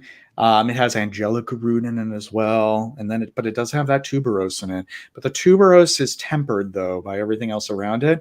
Mm-hmm. But there's this stemmy, leafy, just almost astringent kind of quality to it. Like it's almost like raw vegetation, and I love that. Oh my God, you're exactly right. It's so good. I need it. I wonder, I should probably get a bottle of that because I did really like that. Mm-hmm. But yeah, it's kind of in the same family. They really want to see your face. They don't care if you're having a bad hair day. I have a bad everything day. Naomi Goodsir, she also apparently has a pretty face. I've never let me see what she looks like. I'll do a little Google image. I'm gonna look up that perfume because now you got me thinking about it again. In fact, it kept popping in my head because I was smelling all these green fragrances, these really, strong medicinal green fragrances. That one popped into mind. Mm-hmm. Let me find it. Oh, she's quite a fashionable lady. Look at that. I love her she's wearing in one of the pictures that shows up on Google image search, she's wearing kind of like this little bowler style fascinator. It's just, I guess that's actually, she's into the fascinators and little jaunty hats. Like she's wearing like a little bowler style fascinator, just like kind of cocked on her head like this. Like that's awesome. Interesting kind of like not androgynous, but like kind of like a mix of like dandified gentleman's look with a feminine kind of. I'm looking around. I'm trying to find a picture of her. Yeah, if you just do a Google image search, a few pictures. Oh yeah, she is. Oh, interesting. Isn't that? Yeah, she's got style. She likes the fascinators. If people don't know what that is in the audience, a fascinator is just sort of like a headpiece, like a little decorative kind of headpiece that just sort of is more pinned to the head because it's too small to be a hat. But gosh, totally cool. I like her already. And I like that perfume. Oh, invented by Salvador Dali. Oh. In the Whale, Brendan Fraser hides his face on video calls. Just saying. No panic, Margie. Don't need to show your pretty face. Only if you want. No judgment here. Thank you. The Effluvium special editions are more casual. We don't require people to turn their cameras on here. We're going to normalize this. Good evening. Good to see you, Jonathan. Hi, Jonathan. So, green fragrances. I don't want to give away too many of the ones that I'm going to be talking about in the near future. But another one that I picked up is Paco Rabanne Metal. Oh, I haven't seen that. Yeah, that's been discontinued for some time. How about that? Why don't I get the bottle? Bottle, yes. I'll get the bottle. Please do. I would like to hear about this.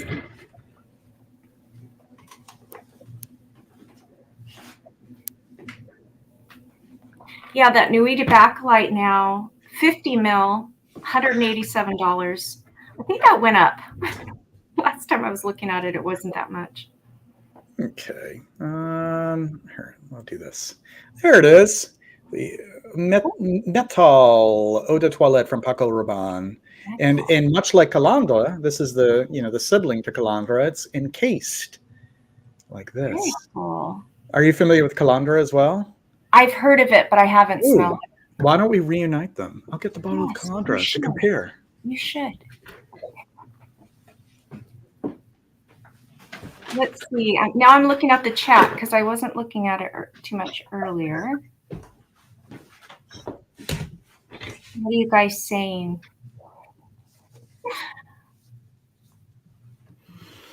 Okay, they're reunited and it feels so good.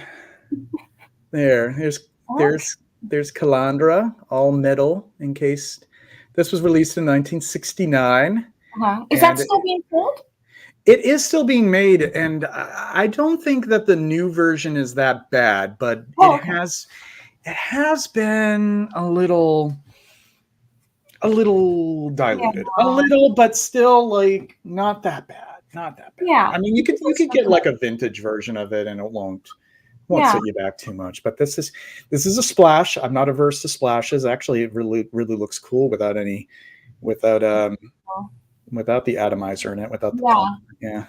And then here is Metal, which has sort of a white encasement. Interestingly, yeah. I like those bottles. You can like stack them one right next to the other. Yeah, that would make for a good photo. And this one was from 1969. Aldehydic, floral. Metal is more of the time, late 70s. This is just around the time that we were really starting to see like the lush ambers and the spicy ambers and stuff. But this is still kind of in theme with those like green, outdoorsy, sporty, like green, white, floral kind of fragrances with like a mossy dry down. Great stuff. Nice. Yes. Very pretty. And both are unisex for you gents who may be curious. Interestingly enough, when you do put them beside each other, the Metal has a taller cap that's gold, whereas the Calandra has a silver cap. That's silver. Are we okay with that? I think we're okay with that. I think that I'm fine with that. Okay. Just like, if there's identical twins, one of them may feel like they need to have a little bit of a style of their own, No. But they're not identical in scent at all, which is good. That Cassandra is growing on me. I'm liking it more and more. It's so funny because when Eugene came out with his frags, I'm like, where's the green one? That was like the first one I expected for him to release, because he always talks about, being outdoors and the green, all the green scents. But anyways, I'm liking it. I would say, metal is green. Well, I mean, are you asking literal metal? Like it's like a patina, Ooh, yes. The way that copper gets a little green, it develops a little bit of that tarnish that, like the Statue of Liberty and all that kind of stuff. Calandra, Metal, those are both great, along with La Nuit. La Nuit, oh yes, La Nuit de Paco Rabanne. These people, here I am going on, I'm going to step on my soapbox right now, but a lot of people don't realize there were a lot of great Paco Rabannes. Paco Rabanne fragrances that were released well into the 90s, and I just smelled Paco Rabanne Pour Homme the other day, and I love it. Oh, lovely! I smelled a little vintage of it. Yeah, I think it's just the Paco Rabanne Pour Homme. That's what it was, but I really like it. I feel like it's not like too old school. There's still, it has enough, it's still a little bit modern. It's not modern, but it's not as old school. So it kind of aged well. You know what I mean? Yes. I think so. I would say so. I would say that it has stood the test of time. Should I get my bottle of that and we'll just do a whole reunion of all the Paco Rabannes that I have and access? All right, hold the fort while I do that. Okay, I'll hold it down.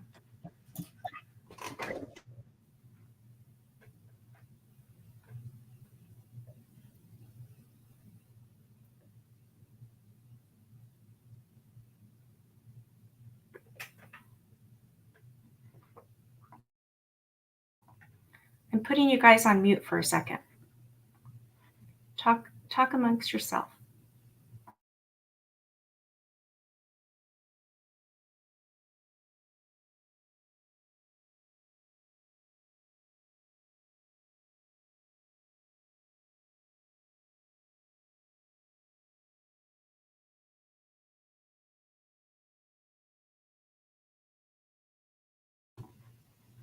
Yeah, I don't have any good stories. I've been working all week and it's not fun.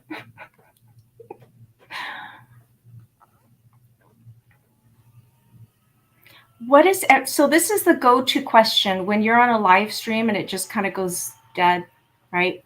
So you're supposed to ask the chat, what is everyone's scent of the day? Please do tell. I'm wearing some really good perfume. I have, like I said, Oh my gosh, what do I have on? Do I have Devon on? No, not today. I have Dessandra's on. And then I have Estee Lauder, which I'm going to ask JG about. Oops.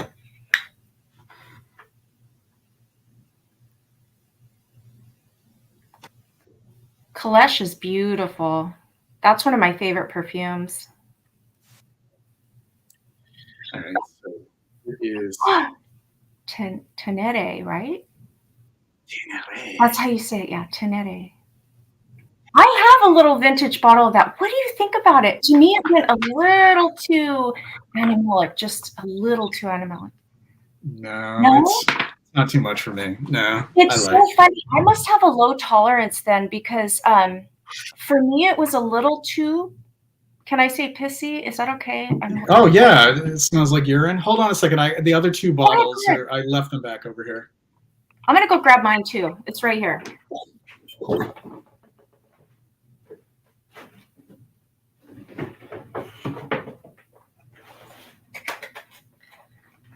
The best thing about vintage perfumes are the little minis. They're so cute.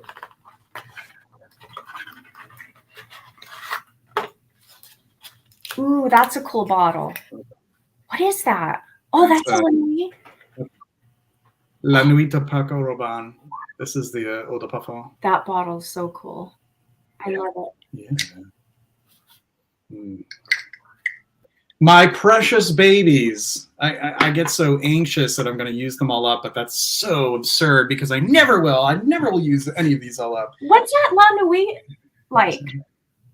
La Nuit de Paco Rabanne, that's a very sultry, honeyed, animalic, civety floral. And here is Paco Rabanne Porom. That's my older bottle. Look at that. Look at that.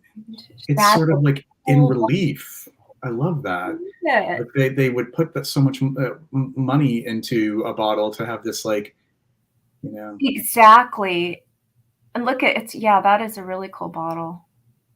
So the gang's all here. We have the Tenere, La Nuit de Paco Rabanne, and we have the two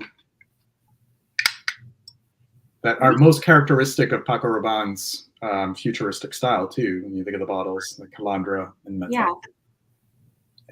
Yeah. Tenere is so good, but the first time I smelled it, I have a tiny little mini.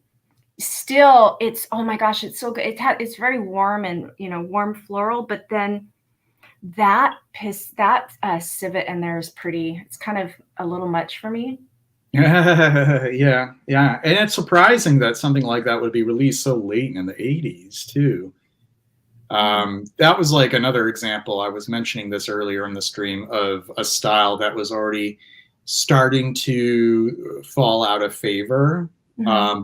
So it sort of missed the boat. It wasn't really commercially successful, but yeah, it's, you know what though, it is pretty great.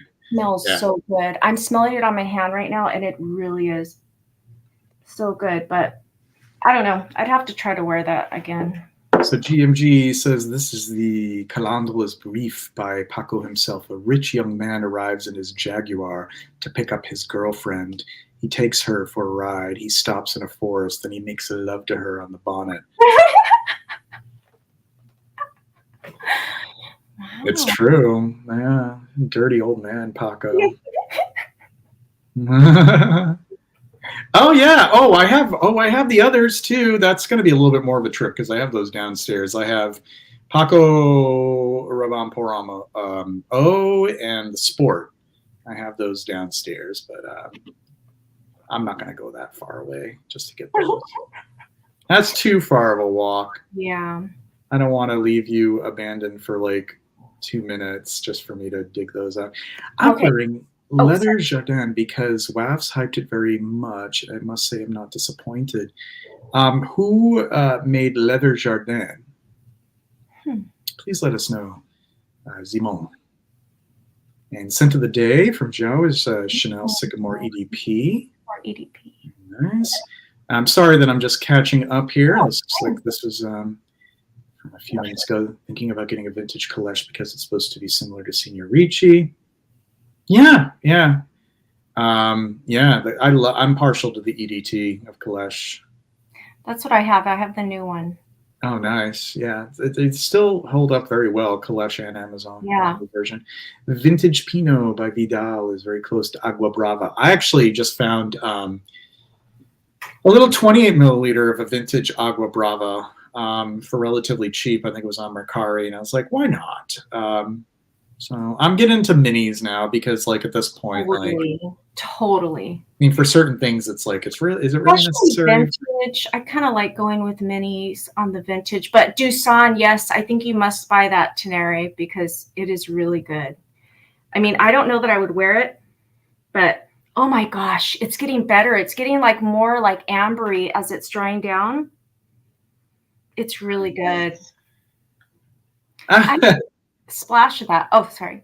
No, it's okay. Nikki, like he's referring to like these, like 4 inches taller. That's kind of funny. Metal is a very good music. I have to say, like, I'm not. I appreciate metal, but it's not something I can listen to a lot. It's not like my go-to music style, but I do appreciate it. I do. Yeah. I'm just catching up a little bit I've been listening to like old school, like, what'd you say, like 90s R&B? What was the one that I saw on TikTok? I was going through TikTok and it was like a Top of the Pops performance of Brownstone's "If You Love Me." If you love me, say yes. you want me, yes, show it. All of that. That was like high school for me. Well, we're around the same age, so we were in high school around the same time. Totally. Yeah, I don't know what's good anymore. I just listen to that, and yeah, that's an interesting thing. I mean, what JJ, you have a vast library of music, so I do. That's one of my other loves. I have. This is just one of my loves. Like, it's probably hard to believe. Like, how do you even have the time to focus on other loves? But I really do, and I love music. I am really good with music trivia as well. I have a very expansive taste in music, and I love the outdoors, and I love nature. I have many different facets to myself. I notice you try to get outdoors as much as possible, which is awesome. Oh yeah, definitely.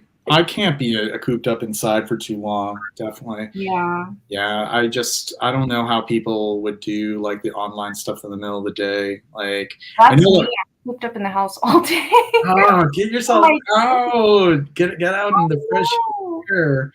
The weather's pretty good where you are too, isn't it? It's nice now. Well, it's been raining for a lot, which is unusual. So yeah, and then I work from home, so you just kind of get into a mode. But you do have to force yourself to get out during the week, or you probably will go crazy. Yeah. No, it's important. It's definitely important. Yeah, for sure. So your stream with what's his name? Christian, how do you say it? Christophe Laudamiel, yes. That was great. That was a great stream. Yeah, no, he is extremely talented and extremely intelligent. He's a very active mind, and I was just transfixed through much of the conversation. I had no problems with him taking the lead because he was our guest.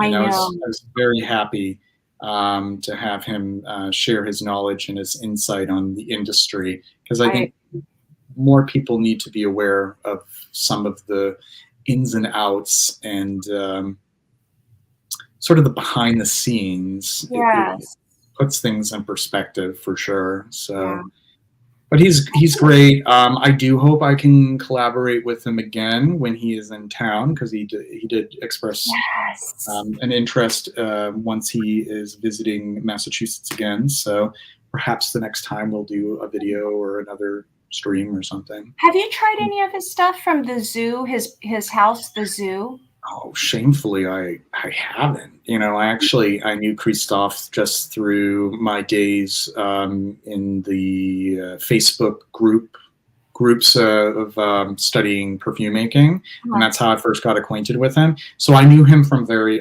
different context. So it wasn't until later that I learned like he was actually the composer for Abercrombie and Fitch Fierce and Polo Blue and you name it.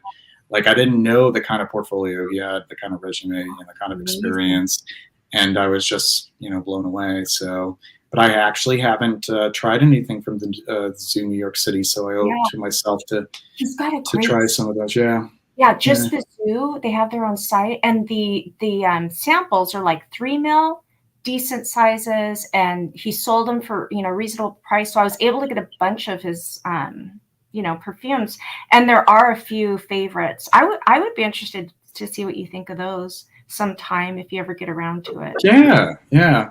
It to the list.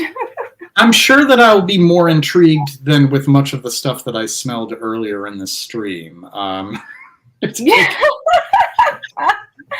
know some of this stuff. I'm like, I feel bad for you. I'm like, oh, JJ's not but it's just I'm more fastidious when it comes to newer releases. Like totally. a perfumer really has to have like a real grasp at conveying a story without pushing it too hard in the ad copy, letting the perfume tell the story itself. Yes. Having a good command of perfume development, perfumers who are not too reliant on certain materials, they use as crutches, those who are not so quick to jump on a bandwagon to make a quick buck. I think of like some of these like venture capitalist houses too, where it's like the worst. They're just hiring somebody from IFF or Givaudan to make the fragrances, and it's just sort of like a vanity house. Like those really kind of put me off too, where it's like this isn't really like a niche perfume house in the way that I always knew niche perfume to be. And there's like a lot of them like that. And it just so happens to be that like a lot of people who are on Instagram and have like a buttload of followers somehow, yet their content is so vacuous, and they have so many pictures of these types of houses fragrances. You look at it and it's like the same like 7 or 8 houses, and I'm dying to say them out loud, but I'm afraid I'll alienate some people. But you know what I'm talking about. It's like, I know exactly. Yeah. It's like their only world are these like, trendy, hyped houses, and they just keep on sharing more fragrances from those houses, and they may or may not have a partnership with the houses. Sometimes I can't help but to think of it because it's like, wow, you already have 4 or 5 from this house. Yeah. Exactly.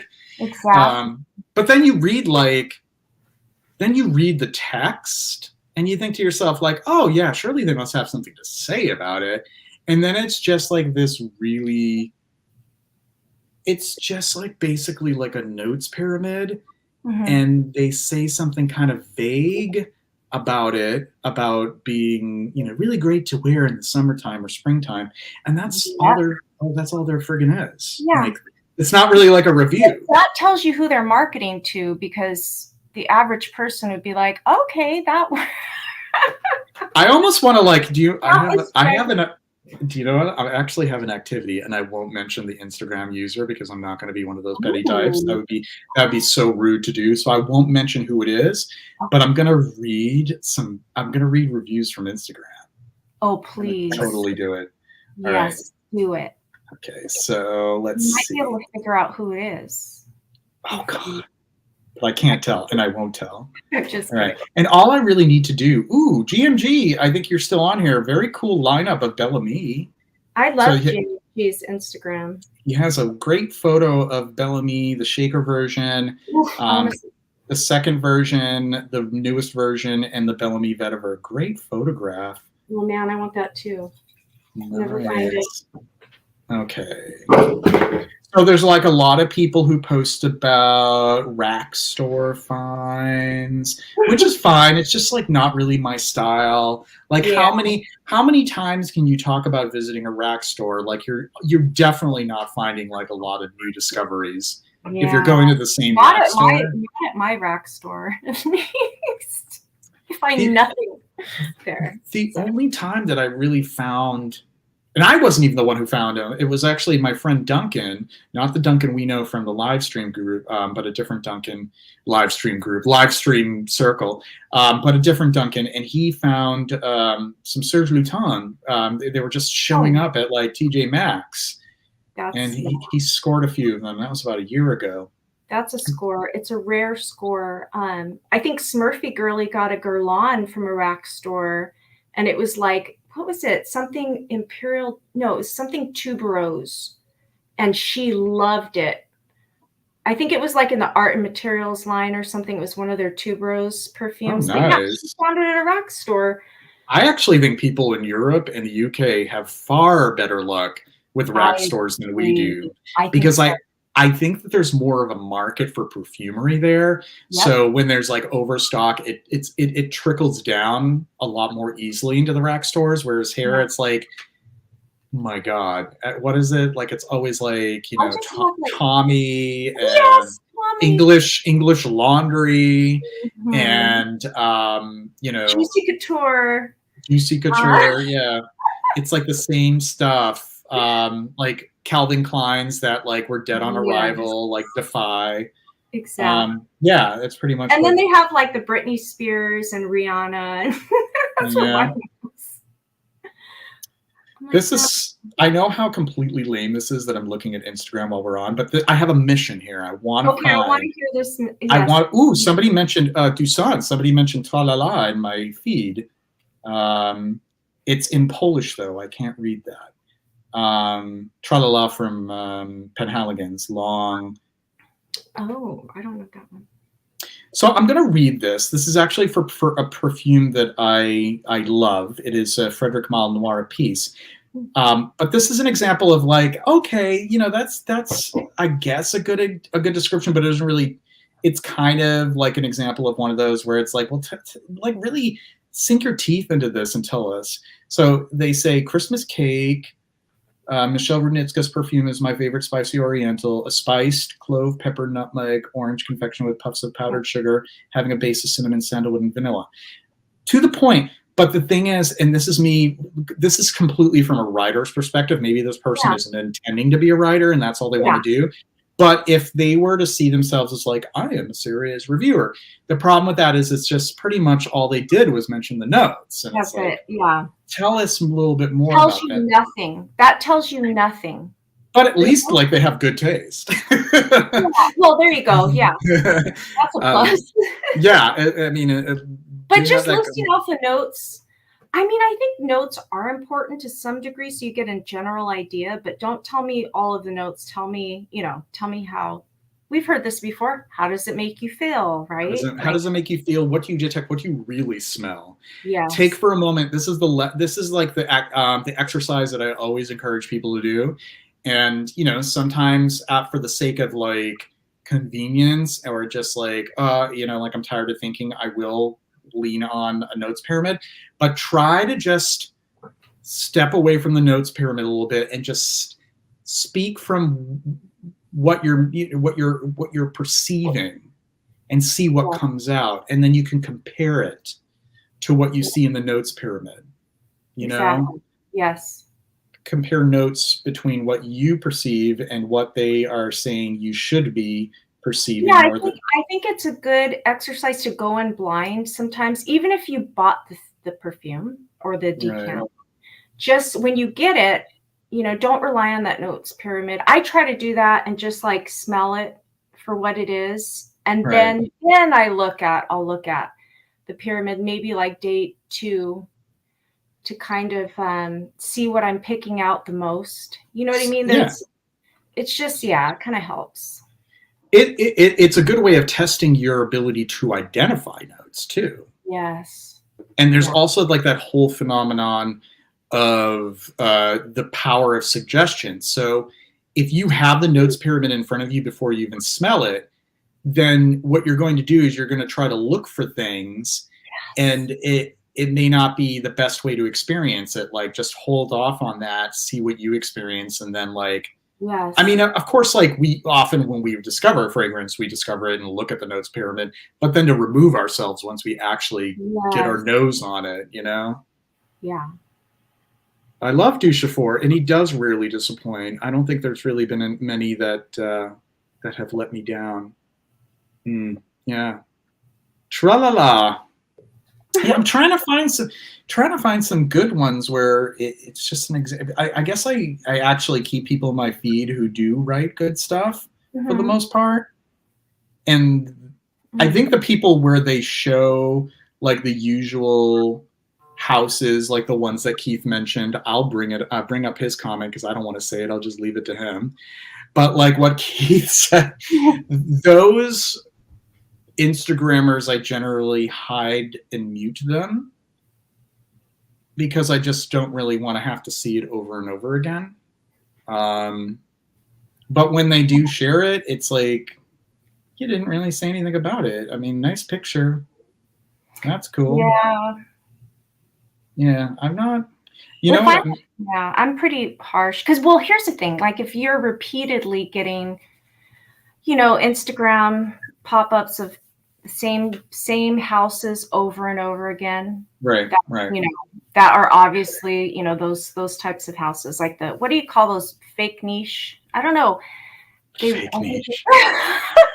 That should be another category. I had the other one called prestige, where it's like the niche that has this sort of like they're trying to give off this air of prestige and upward mobility and aspiration, like the ultimate Veblen good, where it's like you buy it because it's expensive. Like, I'm so filthy rich, I buy these fragrances because the price tag is $600 and $700. Oh my God! Yes. And whether or not the fragrance is really of that value is secondary because it's more about the conspicuous consumption of it. And I do firmly believe that most fragrances that are above like $300, you start to see this plateau where it's not going to really cost that much more, and the rest of it is just.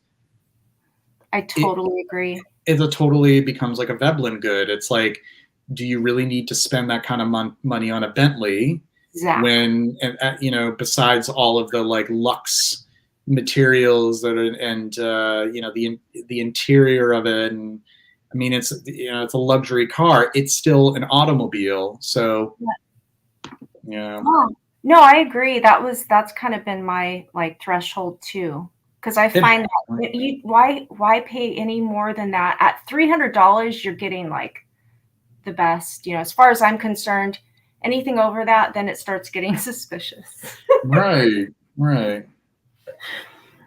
We got to make sense of this stuff, right? We can't go broke doing it. So no, that's a very important thing, is to be wise with our money too. And that's why, like, if there's any way that I can help other people avoid mistakes that I made, that would make me feel good, because I've done way too much. You've already helped me with that. I mean, when I found you, I was like, oh wow, these are like reasonably priced perfumes, and you were very upfront with whether or not you needed to hunt down a vintage or if the modern was okay. That already saved me money. Like that. Oh yeah. And I love to help people save their money. First of all, save their money on buying yet another classic discontinued scent that has a lot of hype and the price is skyrocketed, but there may be another one that was on the market that isn't hyped, that smells so similar, and you wouldn't have to spend the money on it. There's always going to be that too. Yeah. I love Kickin' Scent's comment here. This smells spicy and sweet. Not too spicy, not too sweet, but it's a bit spicy and sweet. Yeah. Thanks. That really opens my, like, I can almost smell it. Thank you. I'm guilty of saying not too sweet sometimes, but everything's a little too sweet. Oh yeah. Oh, especially newer things that don't even mention the sweetness, and it just shows up anyways. Like I was reading a fragrance on I was reading reviews on, I don't know, a recent jasmine fragrance that was released by one of these so-called houses that we've been talking about. And it was so funny because like I looked at the breakdown and jasmine's in the name, so you think it's like sort of like a jasmine soliflor. It's really built around jasmine. And then there's like all these other fucking things in it, like cotton candy and like what? Ew. And then get this, because the people are so used to these like really sweet, desserty kind of fragrances. The mere fact that there's jasmine in it makes them say it smells a little old lady. And I'm like, oh God. Yes. They can't even handle a little bit of jasmine in their dessert. Like, yeah. Jesus. Like, honestly, JJ, when I run around here in my town, yeah, all I smell, like, I'll be honest, and I didn't pick up on it before, and I think probably a lot of you guys can relate. You do start smelling what people are wearing out in the wild. And I'm getting all, it smells like just like what, ethyl maltol? I mean, you just get like sweet, that's all you get. Like that's, and it just is everywhere. Right. Yeah, it's like, it's kind of like the TikTok trend of like the TikTok taste. Like, smell like a snack. People are going to want to eat you up. It's like, spare me the graphics. Like, I don't want people, I don't want to imagine people eating somebody up. Like, gross. Like, just like, it's not sexy. I don't find, okay, vanilla can be sexy in a context of vanilla, Yeah. Even certain things that may seem to be sweet to the palate can be sexy in the right context. But if something literally smells like a dessert that you would get at the Cheesecake Factory, disgusting. No, thank you. I don't like it either. No, thanks. I agree. It's just, there's something about it that just makes me, it's like the olfactory equivalent of like nails across a chalkboard. It really is. See, I was, what was popular like in my 20s was, what is it? Like the frutuli. Frutuli, yeah. But at least you still had a little bit of the earthy kind of to balance it out, Now it's just like straight candy, just gross cake. Yeah. Ugh. Yeah. That's what it is. Oh God, where? And I see them all the time, and I'm like, oh, if only I could share in my, and just totally lampoon this shit right now. And nobody's ever around to be like, check this out. Like, this person is such a buffoon with like, what are they even trying to say about perfume? And I see it so much. And like, these people, they have like 15,000 followers on Instagram. Like, oh my God, they have huge following. Or they'll be on TikTok. They're like, I have 70,000 people who follow me on TikTok. Yeah. This is the new age of fragrance content creation. Totally. It's really something. There's that Kayali brand. I see that come up a lot. Yes, that's everywhere. I was suckered into a bottle of Kayali probably like 2 years ago, and it was flower 28 or flower 57. It was like a white flower, whatever. Yeah. I mean, it was fine for definitely designer. Like, now to me it smells completely just, what's the word? Just mass appealing, boring. Mass appealing, yeah. I don't like any. Yeah, none of it's good. Manly's asking what do you think of Jupe? Yope? Augustus Yope. Which Yope? Which Yope?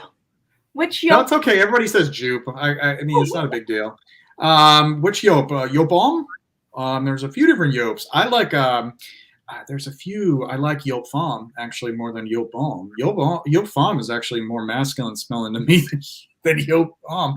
I never really was a big fan of Yope Balm. I even thought it was a little much when it was popular back in the day. I love it. It's been long discontinued, but I really like What About Adam from Yope. This great combination of like tomato leaf and vanilla. Rococo by Yope. It's a really nice woody anise kind of incensey scent from the early 2000s. There's a few good ones from Yop, but I'm not a huge fan of Yop Homme, honestly. Yeah. And I don't even know how it smells these days. Oh, that's another one that will show up often in the rack store. So might as well. I mean, I see it often enough. I might as well give it a smell. Probably will regret it though. I had the Yop Femme Modern at one point, but I did pass it on only because to me it smelled a lot like the Modern Yop Femme smelled kind of like in the same family as Guerlain Chamade. I don't know, something about it. Okay. Like, no, I understand that. Yeah, something about it was kind of giving me the same vibe. So I have Guerlain Chamade, so I'm good with that. So. Well, yeah, if faced with the choice between Chamade and Yop Femme, I would definitely tell somebody just go with Chamade. So, yeah, and I need to wear my perfumes that I have. I've been trying to. Oh, Dusan's gonna go get some food. Oh, well, have a good evening, Dusan. Good to see you. I think he might already be gone by now, but I think he's gonna come back though. That's what I noticed. He'll go away and come back. Yeah. Keith, 30,000 followers in IG, but their posts get 60 likes. Yeah, that's there. The proof is right there. You know, there's a lot of people. A lot of those followers are not engaging because they're not real. Right. You look at that's where the proof is in the pudding when you see the engagement. And you're going to have people who have a ton of followers, but it doesn't really show in the amount of engagement they have if they're getting very many comments or likes. Mm-hmm. Like I know what's up with the way that people use social media in different ways. Like, somebody all of a sudden, like within like 2 weeks gets like 1,000 new followers. Like that doesn't happen organically. No way. Strange. Yeah. I don't care how many reels that person does, or if they've been on 24 hours nonstop, getting the attention of whoever, sees their content. There's just no way you can. Yeah. You know what's funny? I went through this whole process because before Perfume, I was very much into skincare and makeup, and I still love all that stuff. But I learned just kind of going through that hobby, what to look out for on YouTube, and like as far as like, when people get to a certain size channel. Right. And the ones where you kind of go, okay, now something's off, right? They're starting to promote brands like. Yep. So I think that kind of helped me with the with the fragrance stuff, because I kind of knew what to look out for. Like at a certain point, you're like, okay, red flags, right? I fell for some. Yeah, because it just seems to take a different turn. Like there's a different.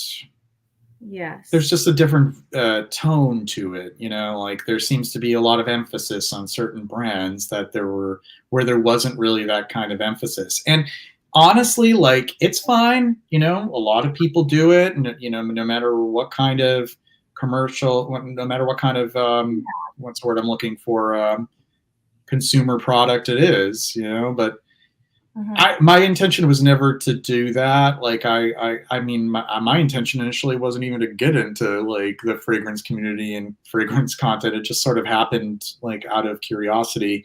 But really, just the way that I look at it, I just like to write and critique and share my thoughts and give some perspective. I don't know, help educate and help be, and to be educated and to learn from other people. Just, to have that kind of two-way process, I think people love picking your brain, JJ, because you have so much knowledge. So there's still a lot that I don't know though. And I'm happy with that, because it's normal. Like it's just, what though? That's amazing, because that's what's so amazing about this hobby, because you feel like it's like a bottomless pit almost. Right. Oh, it is a bottomless pit. And then you have to consciously decide when you've had enough of exploring new scents. And I'm kind of at that point right now. So when I do these first impressions, it may sound like I'm a little cynical, but it just comes from having smelled so much and having so much as a reference point.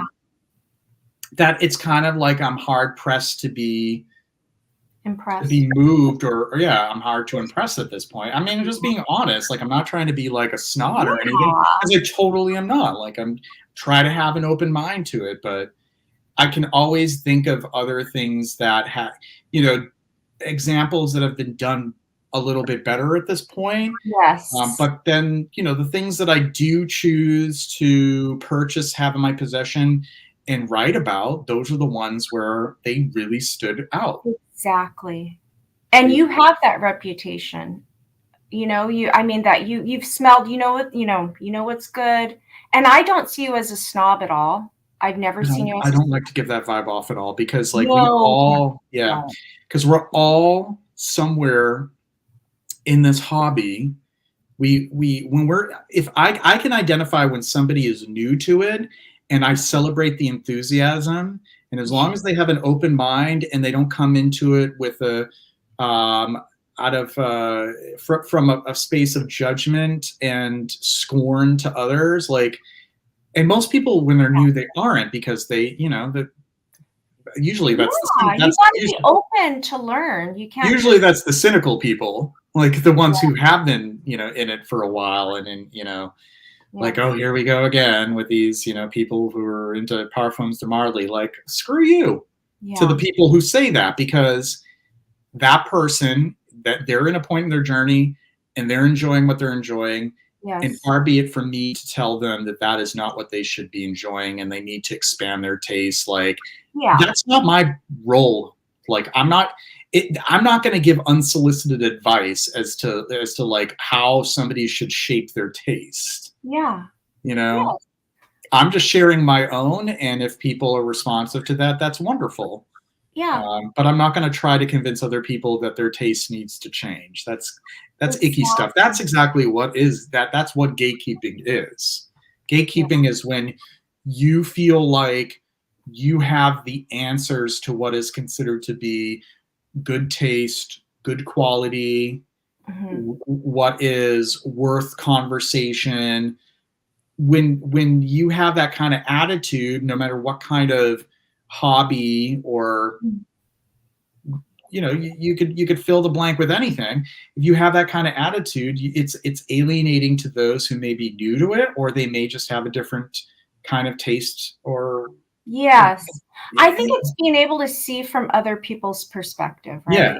I mean, I say this as like under the same breath as like, you know, tearing apart some of these houses, but it's like, I mean, I have to identify, you know, like, you know, because I don't want to come off as a hypocrite, but that's because like that doesn't, you know, those brands don't respond to me. Those perfumes don't do it for me. They don't impress me. But if they impress somebody else, who am I to tell them that? Who am I?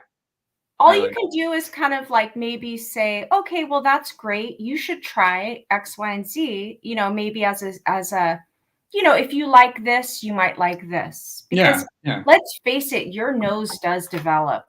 I experienced it big time. So, I mean, I went from like fruity, you know, gourmand things to now what I like, right? So it definitely does, you know, change over time, and that's okay. That's just what happens. Yeah.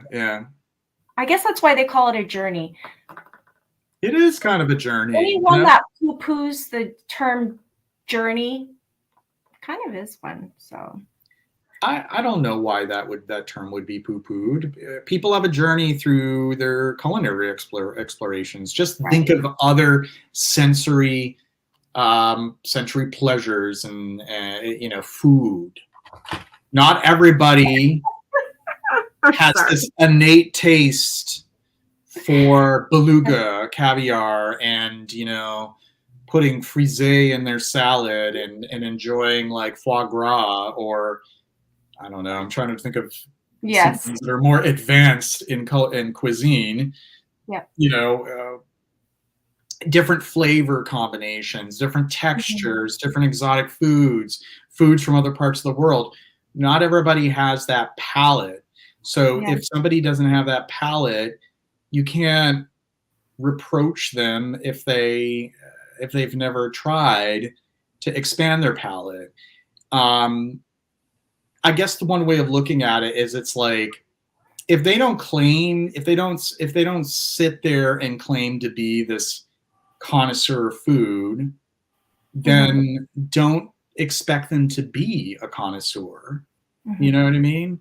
Just like meet them where they are. Does that make any sense? Yeah. Yeah. I was laughing at you, Raf's gift. Is that Raf's? I don't know. Who's Raf's gift? When are you going to join the Zerjoff cult, JJ? Oh God. No, I don't think I ever will be joining any kind of cult as far as like a perfume house. I think every perfume house has to be held to a standard, even like your Chanel and your Hermes. Like, I still don't understand how somebody can love every single release from a given house or a given perfumer. Like, there always is going to be one, I think, where I might say that it's good, that it's nice, but it's not going to. I'm not going to need to have it in my possession, and I'm not going to fall in love with it. I don't know how that's possible. Yes, that's true. I haven't fallen in love with everything from one house. Definitely. No, I can think of it. I mean, Serge Lutens, one of my favorites. I was thinking of Serge too. Serge Noir couldn't handle it. Why, JJ? Why can I not love? This is my question that's been haunting me. Why is it that I cannot love Serge Lutens' Feminine de Bois? Ooh, because it's the Serge Lutens version of it, and not the Shiseido. It's because it's not the Shiseido. Yeah.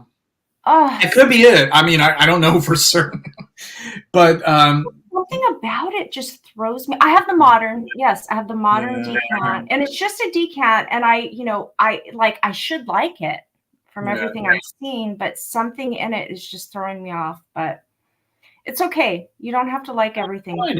There are a number from Serge Lutens that I'm not fond of. I'm not fond of L'Orpheline. I'm not a fan of it. Nuit de Cellophane smells like a designer perfume. That one's definitely not impressive. I'm not crazy about Dature Noir. There's just a few of them where it's, that's all right. I have Nuit de Cellophane and I have Dature Noir. I never wear them. But you know what I do love? Fleur d'Orange. Oh my God, that is. Oh, Fleur d'Orange is gorgeous. Yeah. Yes. That's a great one. That's a really so good. That's just as much about jasmine as it is orange blossom. That has kind of equal measures orange blossom and jasmine. Great stuff. It's so good. Yeah. I like that one. But yeah, there's going to be some duds. There's some Chanel duds. I don't really like every one of the Liz exclusives. I find some of them to be kind of beige was kind of offensive to me. I'm like, ooh. Really? You know what's funny? I pulled that out again. I have a little sample. I pulled out beige. I need to try it again because it seems like one of those perfumes that I would like on some days, but not all the time. Yeah. And then a couple of the other ones. I wasn't too crazy about one of the numbers. Definitely not number 18. I just reviewed that one today and love 22? That one. Gorgeous. No, love number 22. There's another number 32. I think it's 32. Oh, I didn't even know there was a 32. No, there's a 32 too. I know. I wasn't too impressed with that one. Bel Respiro is pretty, but I love my green fragrances, and I smelled so many. And Bel Respiro, beautiful. Great materials, lovely stuff. Falls a little flat for me. Just there isn't enough. There isn't enough. It's not fleshy enough. I need to smell that one. I know Eugene likes that one, right? I think he does. I think he does like Bel Respiro. I'm saying it's beautiful, but it's just not fleshy enough. It just seems like a little. It's a little too gossamer for my taste. I like a little fleshiness. I do too, especially when it comes to green scents. Yeah. Some really rich green. Oh, I just got a little inside. Oh, okay. All right. I'm not going to mention that live, but okay. Thank you. Oh, hey, Derek. What's going on? Good to see you. Awesome. You're welcome to join if you'd like. I can send you a link. I'm not going to share it here though. Message him on Instagram. I'll let you know how Jardinal smells. Jean Claude Chipo from 1917. Ooh. GMG, speaking of Shiseido, is Basala Basara worth the crazy prices they ask for? GMG, I can't really speak for that because I've never tried them, or it, depending upon what name was on the bottle. So I wish I could give you an answer to that, but I honestly can't. I do know a few people who could probably give you that answer. I still, you know, it's funny. Like I'm still trying to find some of these silly, you know, reviewers. I'd love to recite them because they're so like vacant, like unbelievably vacant. Like the one that I read earlier wasn't so bad. The Noir piece, that was like, okay, you know, that does the trick. But some are just like, what? That was pretty bad, honestly. It was decent. It was like concise, you know. But some are just kind of like, what on earth are you going on about? Like, are you? Is this a person that is like, you said 15,000 subscribers? Oh, I mean, it's just multiple people who have like 15, 30, Oh, yeah. 40,000 subscribers. They often have like a lot of subscribers. They're often the people who like will like 15 things of mine, but they won't follow me. They won't send a message. They won't comment. And I'm like, what are you trying to do right now? You obviously trying to get me to follow them. It's just the usual stuff. There's like a whole bunch of them. And for some reason, like as I scroll through here, I can't really find a good example. And once again, for people who are tuned in, I'm not trying to like dox people. I'm not going to mention, you know, like a specific person. Like, yeah, then there's this one. They're, you know, they're totally guilty of this tomfoolery. But there's a lot. There's a lot of it. And you know, it is what it is. But it's just some music. Oh, you know what? Oh, I shared a story on it. So there was this girl who does like beauty and makeup and perfumes, and she did like a TikTok video, and she was talking about Baccarat Rouge, and she said Baccarat Rouge is really aromatic, so that means that you can get agnostic from it. Oh my god! I easily get agnostic from Baccarat Rouge. Oh my god! And she kept on saying agnostic. She loses faith in the Lord through Baccarat Rouge. Oh my gosh. Baccarat Rouge, it was built for, you know, a consumer that would smell it for 2 seconds and be like, oh, that smells good, I'll take it. But because it smells good for 2-3 seconds, and then you're like, oh God, what is that? Yeah. It does, it captures you for, you know, very briefly, and then you realize just how bad. I'm wearing some Burt's Bees just for me. Oh, wow. Burt's Bees? You're going to tell me, wait, the only reference to Burt's Bees that I can think of is if you actually saw me eviscerating this really crappy, like, Clean Living brand on Instagram where they were, like, tearing Burt's Bees apart for being owned by Clorox. That's the only reason why I think that you would mention that. Kicks and Sense, tell me why. Was that the reason why you mentioned that? Oh, yeah, I'll send you a link. Give me one moment. There you go. Awesome. I'm really far behind on the chat here because I've been too busy trying to find bozos on Instagram. I like how chill you are on your streams, JJ. Oh yeah. Well, the special editions are time. It's a time to let your hair down if you have hair. Okay. That'd be good to have him on. Let's see. Because he can. Oh man, he can spill the tea. Let me tell you, all right. And he's on YouTube now. He has a YouTube channel. I didn't know that. Yeah.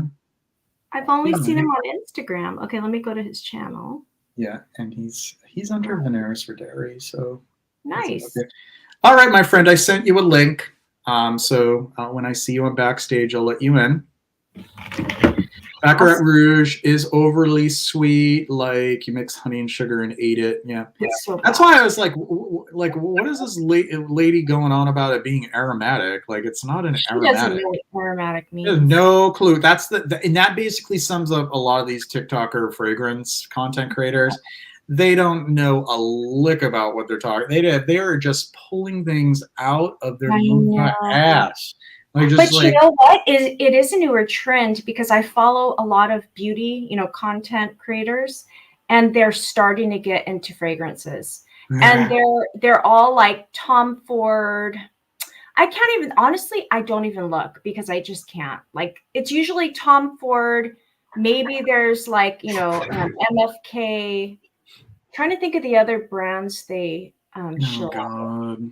They're just not good. I don't even watch them. I'm like, no, just keep talking about makeup. That's what you know. Yeah. Or there's things like, what the hell is that house? I don't know. Like, I'm so brain dead at the end of the day. Me too. Like, if it were like 10 a.m., I'd be filing off like 15 of them right now. To her, aromatic equals sugarmatic. Yeah, probably. Well, you know what? There's like a little bit of I mean, it's kind of like the same idea as like those girls who mentioned that the jasmine fragrance smelled a little old lady because God forbid there was actually a white floral in it. It's probably like the same idea because Baccarat Rouge is not like 100% gourmand. That's probably why she thought it was aromatic. Yeah, you're right. You're right. Aromatic. Yeah. Oh my God, I love the Stegosaurus tripler. I know. Hey, Osmant Yunad. Ooh, hold up. Oh, Lord. John, I love that name. It's just hard to type out. It's long. Can we call you something for short? JS, maybe. I haven't smelled that one.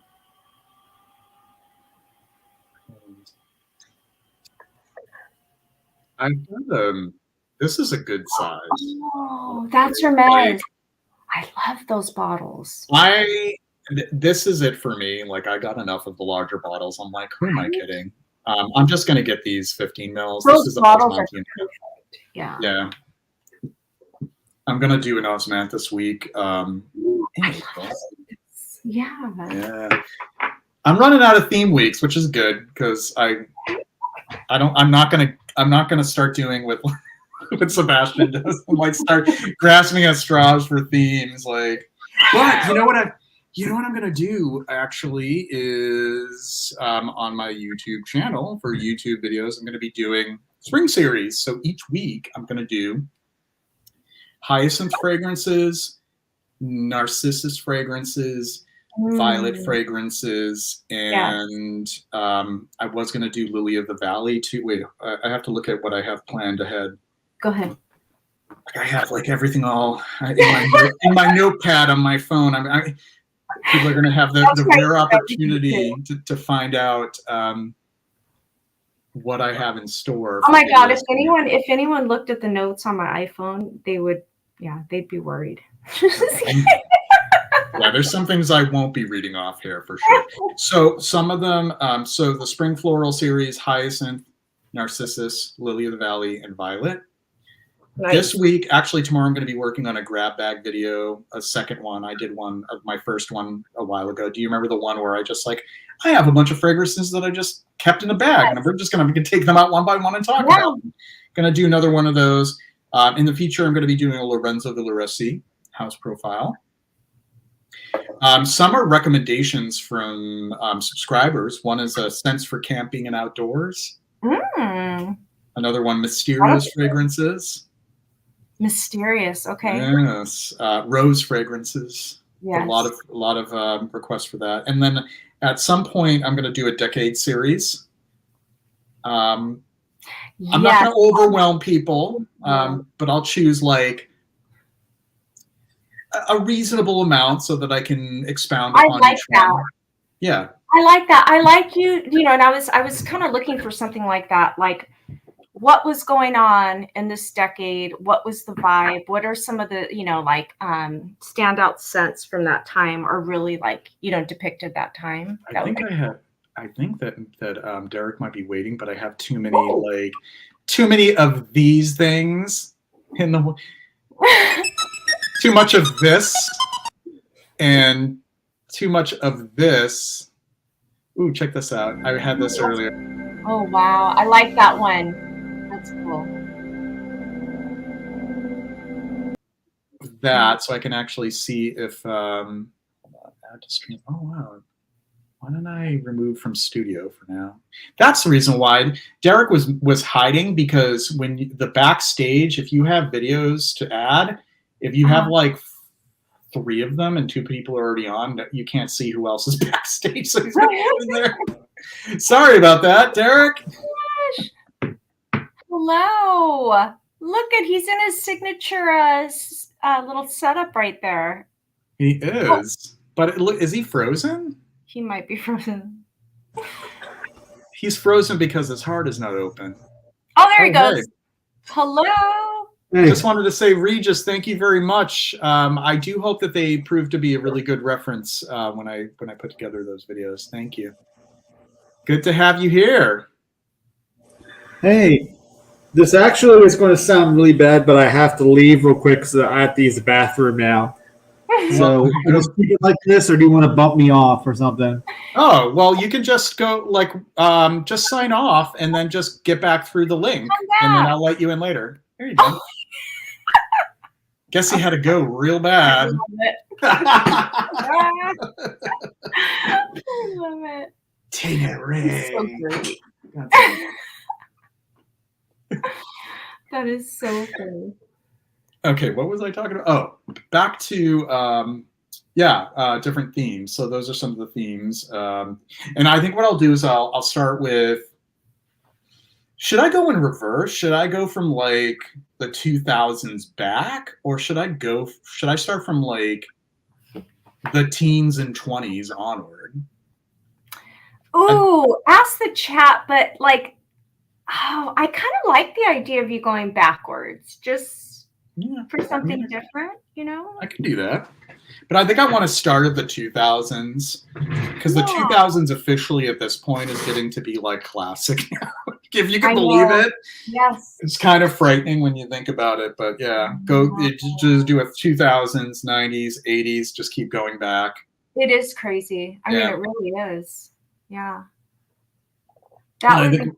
I think what I would do is I would just kind of curate like a group, and not like the usual suspects too, because it's like, oh, here we go again. They're doing the 80s, so they must be talking about Antaeus and Poison and, you know, what else from the 80s that everybody always talks about? Kuros. No, my channel is Kuros free, and I'm not saying that. No, because everybody's freaking.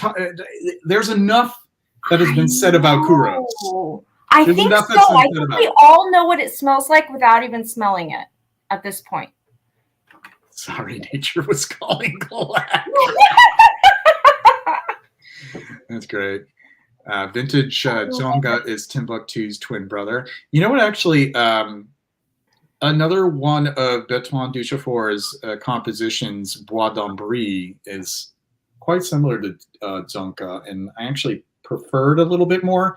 But sadly, that's been discontinued as well, so it's not like it's a better alternative. Oh. Yes, so there's going to be decades themes. Oh, let's mention the guests again. We got a really good lineup coming up. I'm going to mention who we have coming up. So next week we have, we're continuing that indie perfumer series. We have 2 houses, For the Scent of It and Anjali, next Tuesday. Then March 28th, we have Super Deka, Jane Daly. Rachel's going to be with me for both of those, so it'll be a full house. April 4th, Lanier Smith and Chris from Scentland. We're going to start that one at 5 p.m. because Chris is like 6 hours ahead. So we had to schedule Gabe Oppenheim, which was kind of good because I was able to get Christoph in right away. Yeah. So Gabe Oppenheim was rescheduled for April 11th. April 18th. This is what is the word I'm looking for? My nomination for a YouTube one to watch. Sebastian Furtado. I'm actually going to put his name in the chat. Oh, he's good. I like him. Yes, Dusan. That's Eau d'Italie Bois d'Ambry. Okay, so I'm going to put his name. I recommend. I would love to get him to 1,000 subscribers because he deserves it. Sebastian Furtado. He's really good. And his vibe is he's just so Thoughtful. very thoughtful and deliberate about his explanations, about his descriptions, and his ponderings. Yeah, and he's a very kind guy, and I'm glad that he'll be joining us for an Effluvium on April 18th. James Houdini SOTD, he'll be on the 25th of April. We have 2 openings, and I'm currently talking to Persolaise, and I have yet to find out which date he will be able to do it, if at all. But hopefully we'll have him sometime in May. That'd be amazing. May 9th, Marie-Pierre Blanchette of Miss Keo Parfums and Pep will be returning. Yes. May 16th, Pia Long, perfumer Pia Long, will be with us. May 20th. From Decida? I'm sorry? Pia Long is who? Pia Long, she is a perfumer. She actually did one perfume for zoologists that I haven't tried yet. Oh. Look her up and I'll mention. I think she did the new perfume, didn't she? Let me see. The new one they came out with. I do believe you're right. Oh, I'm dropping. But she's very knowledgeable and just maybe Chipmunk. I think, did she do Chipmunk? I believe you're right. She did the Chipmunk. Oh yeah. I actually started interacting with her through studying perfume making. That's how I met a few of these people, and I'm grateful to have met them through studying perfume making. One of these great perfumers. Let's see. Wow, JG, you have a great lineup. She did one for Beaufort, London, Terror and Magnificence. She worked with Lush as well, 29 High Street for Lush, and Zoologist Perfumes, Chipmunk. I'm sure that's not the extent of her portfolio, but those are the 3 that will list her. And May 23rd, we have Roberto Dario, another perfumer who I met through the perfume making forums. Wonderful guy. He's actually really talented as well. And then May 30th is yet to be booked, but we're going to try to get Mark Robes 08 to talking with him. So that'd be fun. I think that will be a later one at his request. So I'd be starting at 8:30. He's got a birthday coming up. He's only going to be 40, JJ. Oh, really? Mark. I didn't know. Oh, my God. Yes. GMG, I don't know if another book is in the works, but if so, we shall soon find out.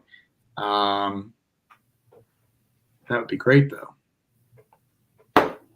And Sebastian's view inspired me trying an eventual Bois d'Armenie. So Bois d'Armenie Galant? He's so passionate, Sebastian. Oh yeah. Oh, this Sebastian Furtado. See, this is. I'm like thinking like Sebastian Jara. Sebastian Furtado. Of course, he did a video on Bois d'Armenie, which really does smell like Armenian papier d'Armenie. It really does smell like that. Have you ever burned papier d'Armenie? It's a great experience. It's very heavy in like benzoin.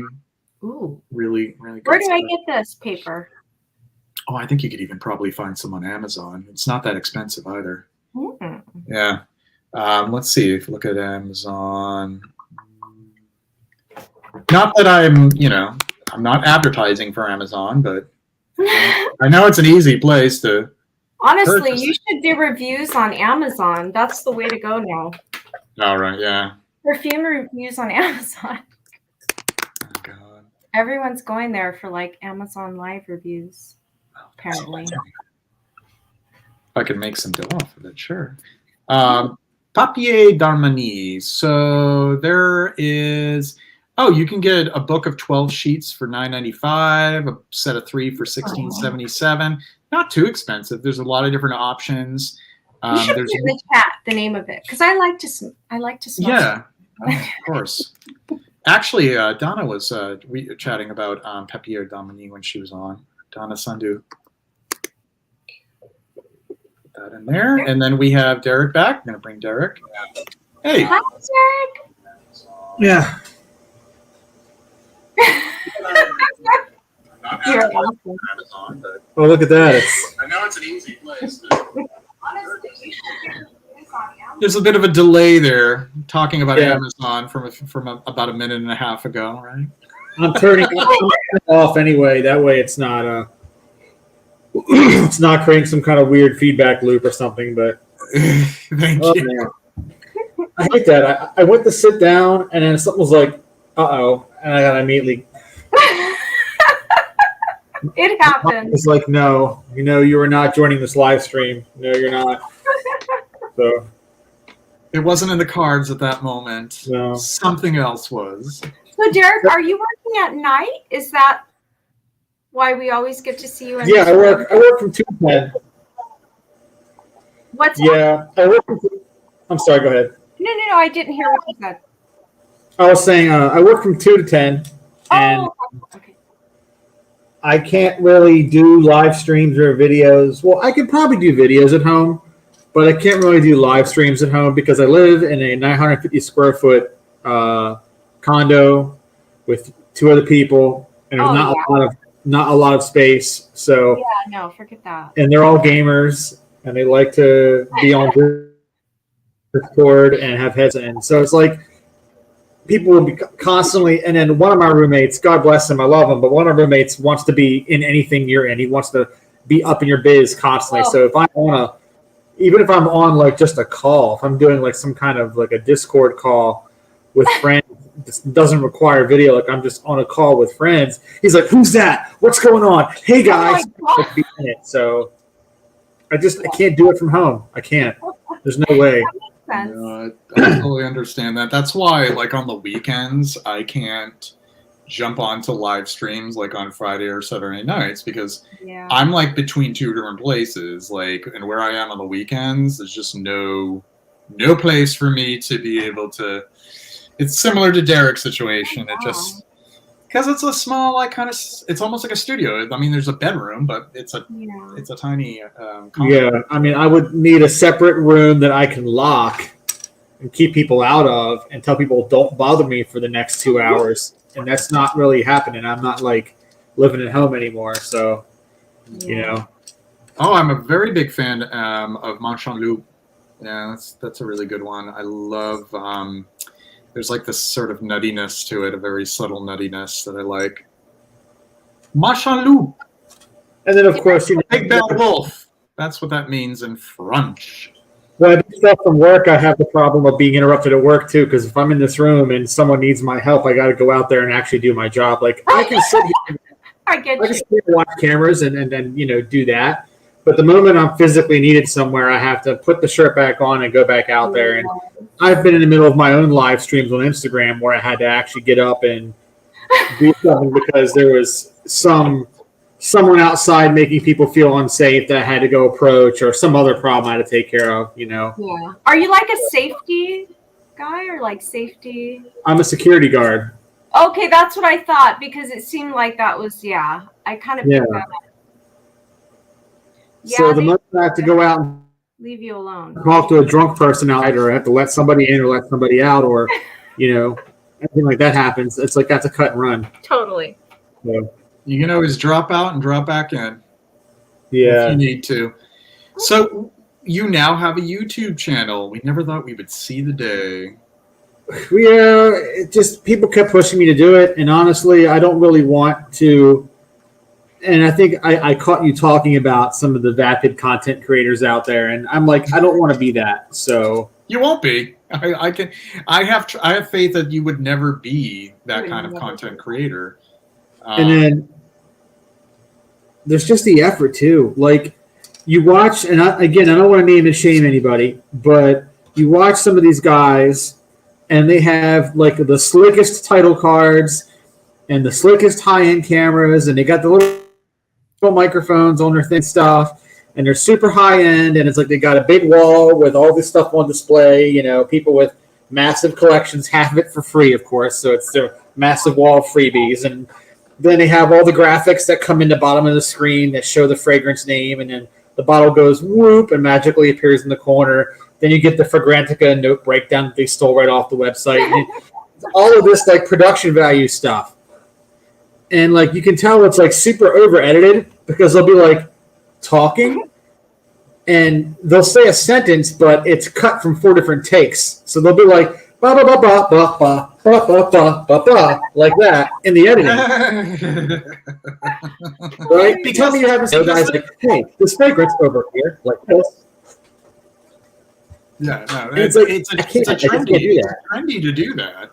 I think part of the the fast editing is kind of like it became sort of a trend. It became viral in itself for people to do this fast editing where every like 3 seconds it's been edited.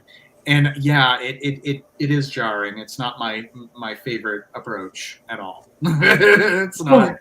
It's like if I have to pause for words, or if I stutter, or if I misspeak or mispronounce, guess what? I don't care. It's staying in. Yeah. You know?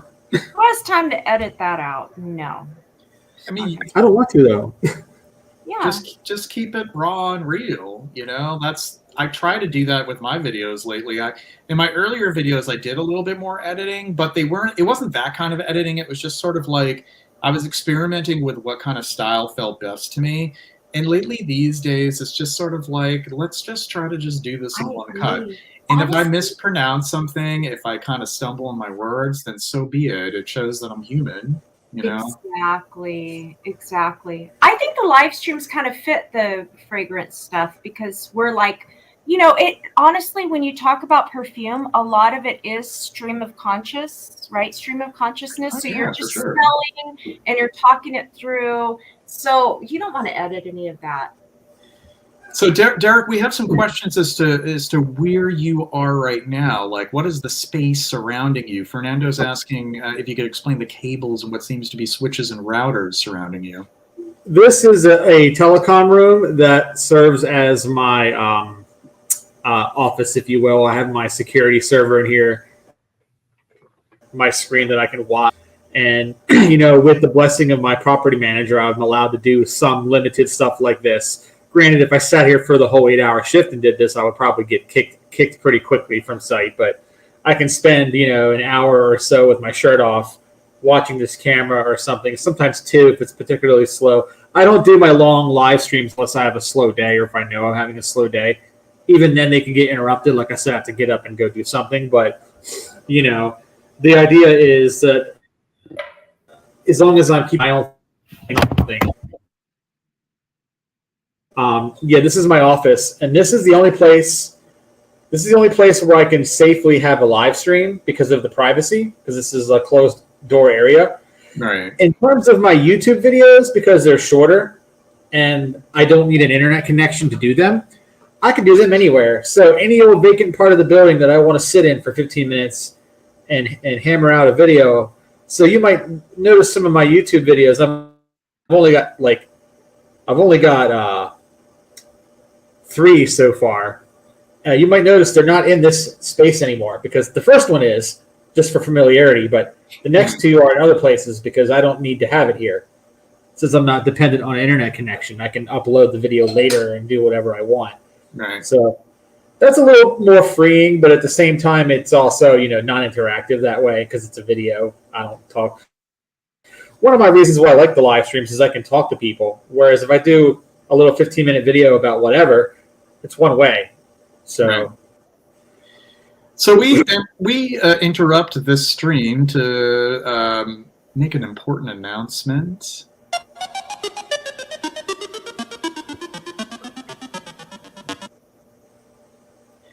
So I wanted to remind people, or if you've joined the stream just recently, that we do have a Buy Me a Coffee offer. We are doing another giveaway of 4 backup bottles that you can take off my hands along with a sample pack if you donate 10 coffees. That is a total of $50. So you could do that at buymeacoffee.com/JosephColdP. And we have already had those who have received these parcels, these grab bags, if you will, and they have expressed their great pleasure and enjoyment. So if you'd be so willing, 10 cups of coffee, that totals $50. Your donation will get you 4 backup bottles and a sample pack. And that concludes our announcement.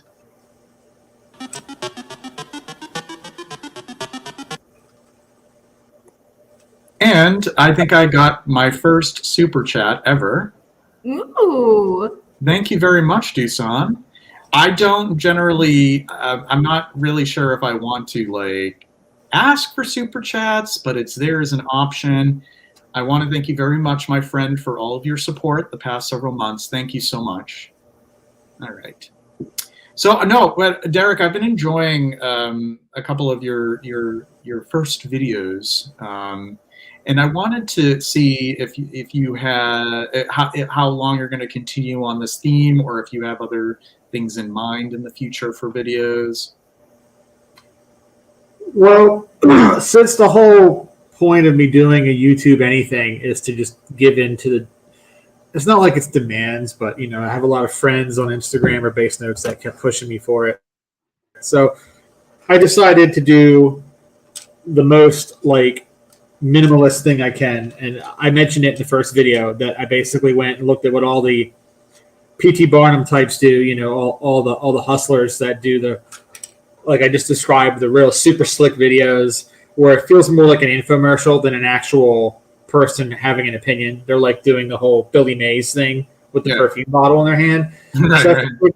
let me take that and deconstruct that and rewind the clock back to like 2006 era YouTube, remove all the production values, remove all the graphics, remove all the editing.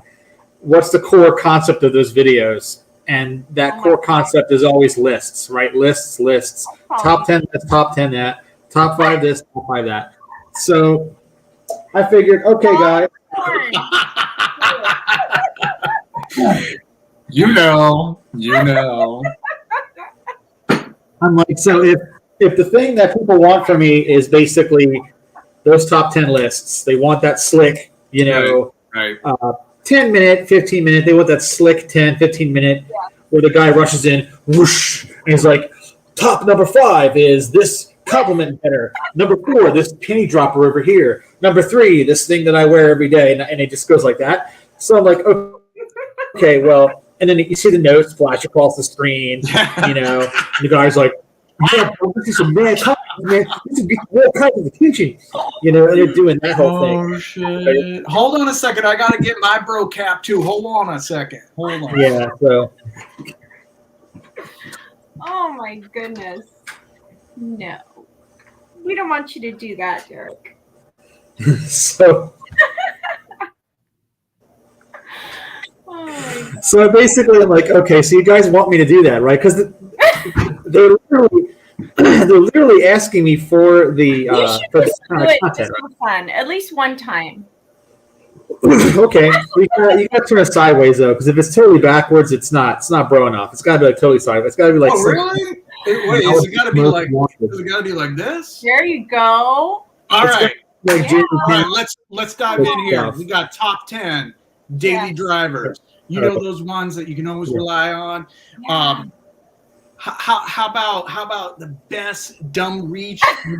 When you don't want to exert a single brain cell, you just want to spray something that's really bland and it's just gonna make you blend in, and you ain't gonna get no compliments, but at least it's gonna work for you because you'll smell it at the end of the day. You'll smell plenty of ambroxan, Ice Super, and just a tiny bit of patchouli. Not too much patchouli, but a tiny bit of patchouli. Not too much. I'm very super player, yo.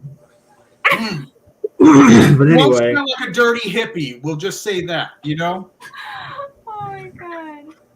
Yes. That's I could smells. I mean, yeah. So I've already shed enough of my duties, so I'm gonna turn the hat back around. But so my thing is, my response to that is, okay, AJ, you're pulling that off well. I'm just saying. yeah, you are because I've actually. been that Right?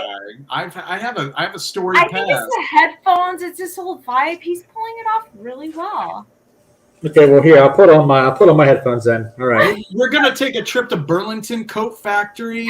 We're gonna find ourselves some really mediocre, dead on arrival releases like Calvin Klein Defy.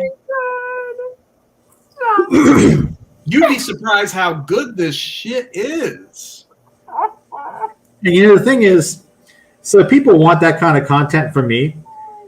We do And want it. We do want it from you. and I'm like, well, first of all, as I've already alluded to, those super highly produced, you know, whether you're using like DaVinci or Sony Vegas, whatever your thing is, those highly produced videos like that take a lot of time and a lot of work. So I'm not hiring someone else to make my videos for me, right? I don't got that kind of cash. So that's out of the question. And then I'm not doing it myself, because if I do it myself, it's going to take all day, right? And I can't be bothered. So I really just do not care to make videos like that. So therefore, you guys want me to make lists. So that's why I come up with the stupid little unlist, because the unlist is basically just me taking all the formatting away and going, all right, so you want me to name 5 of this fragrance or 6 of that fragrance.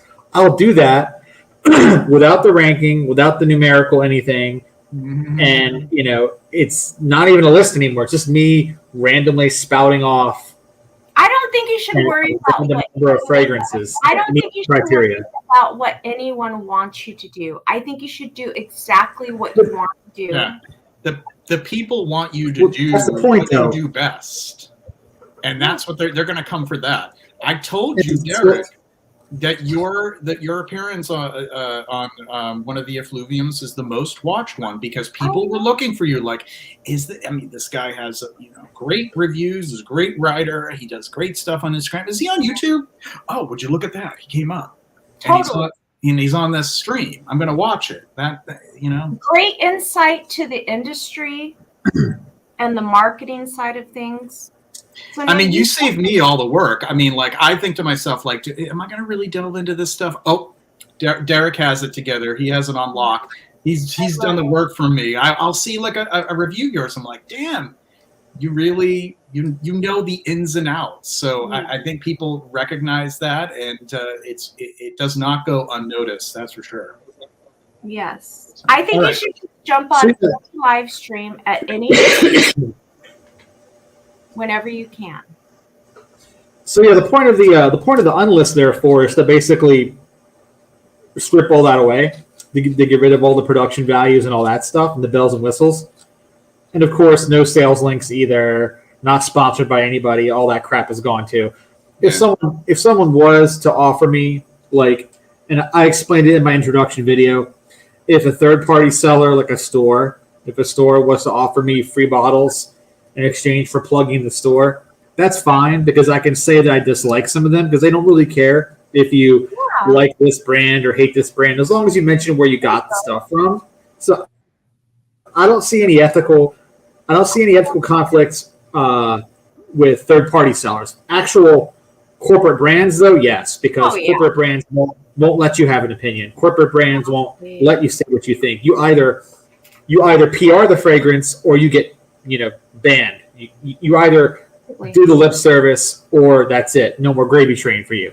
And that's why I don't accept bottles or even ask for bottles from big niche brands, because they're going to want a contract in blood for me that basically gives my soul to the company store. I got 16 tons. What do you get another day older and deeper in debt? That's exactly what happens when you start to take the bottles from the brands. Now, I make an exception for the indie guys and the artisanal guys, because they are open to criticism. All the indie guys, all the independent perfumers I've ever met, they're willing to give me stuff. Yes. And let me say if I like it or not. If I don't like it, they take under advisement. They don't hate me. They just go, okay, cool, you didn't like this. That's my experience too.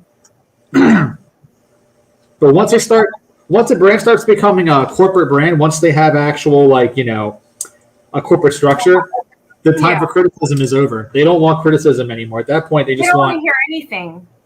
Yeah. They don't want to hear anything. So Derek, Regis says here, I liked hearing about the fragrances you mentioned in your second fragrance video. So he just wants to give you props there. Also, just want to Thank Fernando. Thank you so much for the second super chat. I didn't expect any of them tonight, but that's very kind of you, and thank you for all of your support since I started this channel. And Regis is also mentions that when he got back into fragrance collecting, he found you on Base Notes and learned a great deal. Be independent, use your freedom, and do whatever your intuition tells you. Hey, that's how I do it. I haven't really. I am still anti-establishment. I might know what some of the algorithms want just to get a little bit more viewers, but that's the extent of it. I'm not going to change much of what I do from now until whenever. It's just I agree. I'm just going to do my own way. Yeah. And, you don't really need to have, I mean, you can if you want to. It all depends on what your intention is, but you don't really need to run out and get like a fancy camera. And it's... No. You do what you can when you can. I mean... Or if you even want to at all, like, you don't even have to. Exactly. But I get what Derek was saying. Like, you want to be able to share with people what you're into, right? Like... And who doesn't want to talk about perfume? And JJ was on here earlier, and I'm like, oh yeah, like I want to ask him some questions about these perfumes. So it's worth it. It's worth it. But yeah, like I was saying, so like I'm not entirely against accepting things from people, but I limit what I accept things from. So I'm like, if you're an independent perfumer and you're willing to accept that I might not like something, I will take stuff from you. If you're a third-party seller or a store that doesn't really have a brand preference, you just, again, I can say I like or dislike it as long as I mention where I got it from. I'm okay with that. It's just the big brands that want to give you bottles, so you show the bottle off, and that's it. You have nothing to say. You just show the bottle off. They want to use you as PR. I can't do that.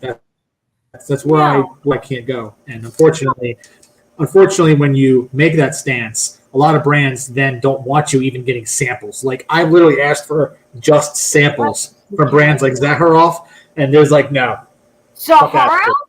Yeah. They're like, no. Got really, really ignored. So now that brand's on my shit list because of that. So, man, I just wanted samples. I didn't want bottles here. Yeah. I can send you. I see how it is. I'm not cool. I have some Zakharov samples. I can send them. If you want to send to me, I'll take them. Usually Instagram, right? Yeah, I have Instagram. I've got them here, and I've got a lot of them, so I'll send them to you. Usually, when a brand snubs me like that, that tells me they're afraid of what I think. They don't want to know what I think. Well, I'll send them to you. It's like that's something to hide at that point if they're trying to snub me like that. So I get you. That's how I look at it. If you have stuff and you don't want me to have it, or you want me to pay for it, because obviously if you buy a bottle blind from them, you're inclined to like it because you've already bought it now. So now you got to convince yourself that you like it. The money's been spent already. So. Yeah, Pep gets the same thing too. He gets rejected when he suggests getting samples only. I've been there too. Like, you don't need to send me. I got enough bottles. Don't send me any more bottles. I don't need it. I don't know what you want me to do with them.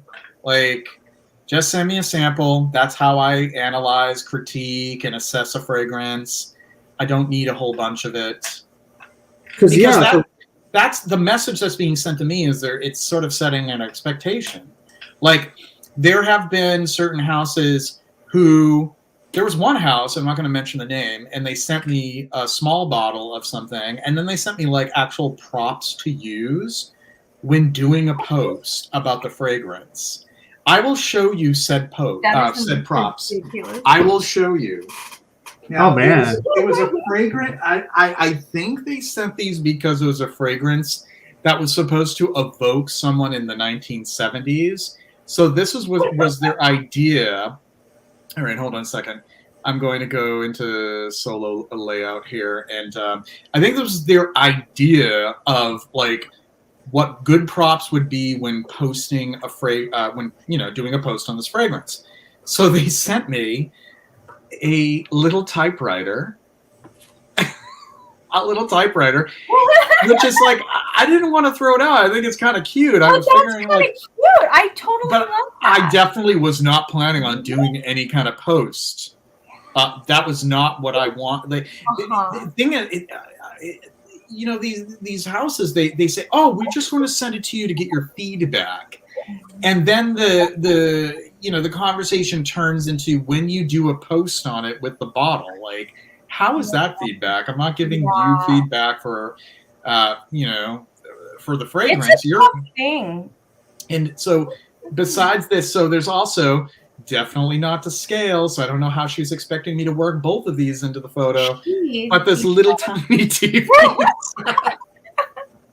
Is that a TV? Yeah. Oh my God. See? Yes. That is so cute. Like that would totally be But it's like a gigantic, like it's not to scale though, so I don't know how this would have worked out. Like a gigantic typewriter and a tiny little the TV TV should have set. been bigger for sure. Like, it's absurd. I don't even think I should really even think about it much more. But she sent me this typewriter and a little tiny TV along with a bottle, and I didn't even expect a bottle. I thought she was going to send a sample, and I actually did follow up because I wanted to give my honest thoughts. She was kind of hounding me after all, like, oh, I haven't heard from you about it, and I said, like, yeah, you know, the fragrance really didn't impress me. I felt like there was a lot of rough edges. Basically just described that I'm just giving my feedback. It's constructive. And man, did she go in on me. She was just like, you don't even, yeah. Oh my gosh. And I asked, like, I said, like, perfumer? no, she's just the owner of the house. She hired somebody from, like, I don't know, like Givaudan or Firmenich or something to be a perfumer. Of course. But then that, like, then another funny thing was, like, in the notes pyramid, one of the notes was terpene. Like just one terpene. I mean, there's like literally scores of different types of terpenes that are found, like, in organic materials and synthetic materials, and I was so thrown off by it. I'm like, and then she said in like an email, like, well, you know, this is the first time that a perfume ever used terpene in it. I'm like, no, organic chemistry will tell you otherwise, that every single fragrance has many terpenes in it, everything from like herbs and like citrus fruits to like sandalwood has like sesquiterpenes, like. It was just so strange, and I'm like, I don't want to experience this anymore. I don't want these houses doing this to me. But thank you for the mini typewriter. I mean, I want to say one thing real quick, if I can.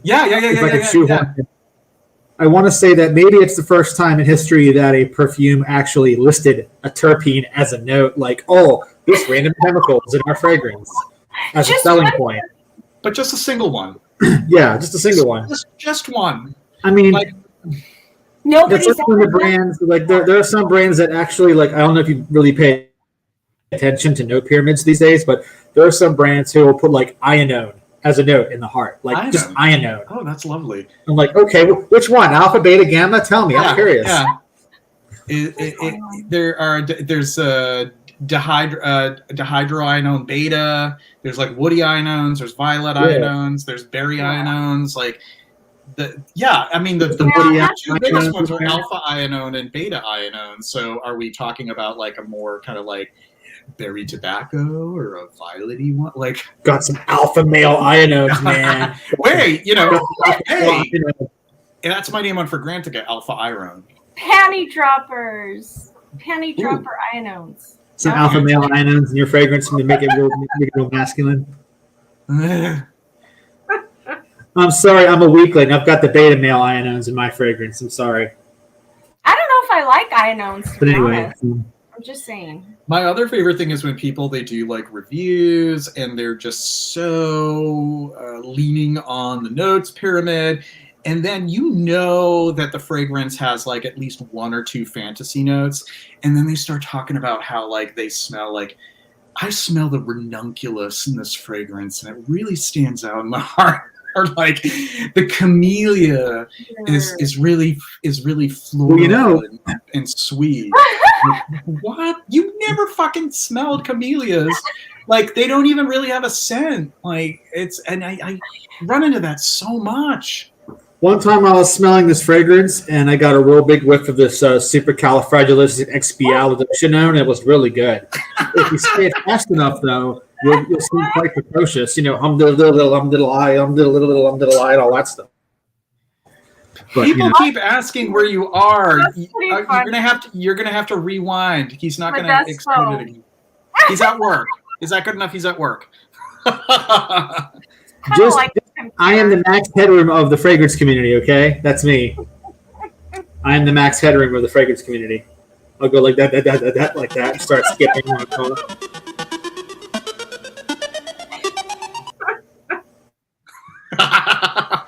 I have to add more whistles and bells. Are you using like an Atari 2600? What is that?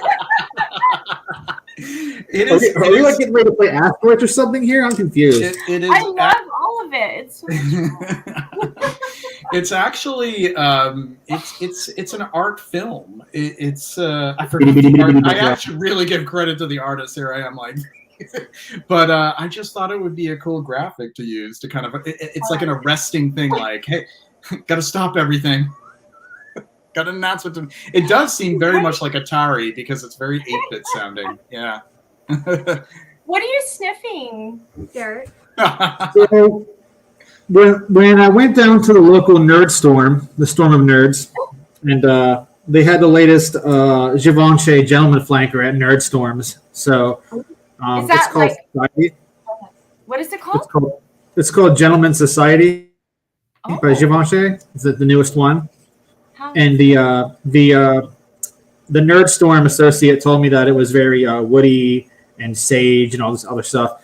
And then when I smelled it, I'm like, I don't know what they're telling you, but this is not woody or sage. This is like suntan lotion. Like, you get this huge, like, literally it smells like, remember the Island Tropics brand, like the brown bottle, like suntan oil, like that real big, like jojoba kind of smell, you know, coconut, like maybe some shea butter kind of stuff.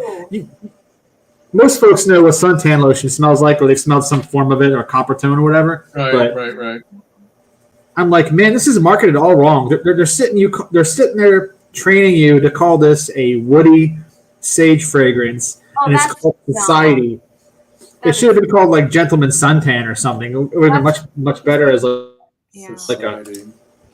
Did you smell the summer fragrance? Did you smell the Privé? Was that what it was before this? Like a kind of a boozy scent, or no? I've smelled all the modern gentlemen's. I've smelled the regular gentleman, the Eau de Toilette Intense. I smelled the Eau de Parfum. I like the EDP. The Blaz one. And then this one. I've smelled the cologne as well, and then I've smelled this one, which is the Society. Gentleman Givenchy Society. Get to my local Sephora and sniff those to see what's out there. That's what I mean, it's okay. It's suntan lotion, and then underneath of it, if you wait long enough, you get Invictus. So it's that ethyl maltol, bubblegummy grapefruit stuff, but there's suntan lotion on top. So interesting. Same old song and dance with a slight twist. That's all it is. Yeah. So it's I'm pulling out. Excuse me. I have an Invictus little sample, but I've never sniffed it. So. Yeah, it's basically the same Crip Walk that Snoop Dogg has been dancing since 1993. It's just a little twist of like. I gotta smell this now. Hold on. I'm being. I've got a dip. How do you dip me out? Oh, you can. I can dip you out if you want. Yeah, just dip me out. I'll be back. All right. Come back. Got a lot of ambient sound in the background, but that's okay. No, he's in a computer. Like no, he is. He's in the bowels of a computer. Yes. Hey there, Modesto Fiend. I wonder what makes the dude on the bottom a devil. Wouldn't you like to know? Wait till you watch some of his content. Modesto Fiend's content? No. Derek's content. Oh yeah. Oh, I've He's already such a seen the video. rebel. He's great. Yeah. Very different perspective on things, right? Like from The refreshing perspective that we need a little bit more of. Yeah. Yes. For sure. I think we're going to run until about 9:30 because at that time I think I will have absolutely no steam left. So we're going to run for about a half hour longer. That works. Yeah, Grandpa has his You're a couple bedtime. hours ahead of me, right, JJ? Yeah, it's 8:56 p.m. where we are. I'm on the East Coast. It's 5:56 where I am. Yeah. Oh, And I he's did back. my work day a little short. I was over it. Hello. Hi. So you see, this right here is the reason why I haven't done an Instagram live stream in like 2 weeks, because every time I try to do anything, I get interrupted these days. Like literally, it's like I can't do it anymore. They won't let me. They always have to, save me from this, save me from that, help me from this, help Tell me them from to help themselves. That's what you got to tell them. you know. And Figure it out on their own. it's not like it's never actually a concern. It's never actually a security concern either. It's always something stupid. So, like the janitor just now was like, "I need to go to the 5th floor," and I'm like, "Your badge works for the 5th floor, right?" And I had to take his badge and show him that his badge works, so he can let himself up there. Yeah, that's annoying.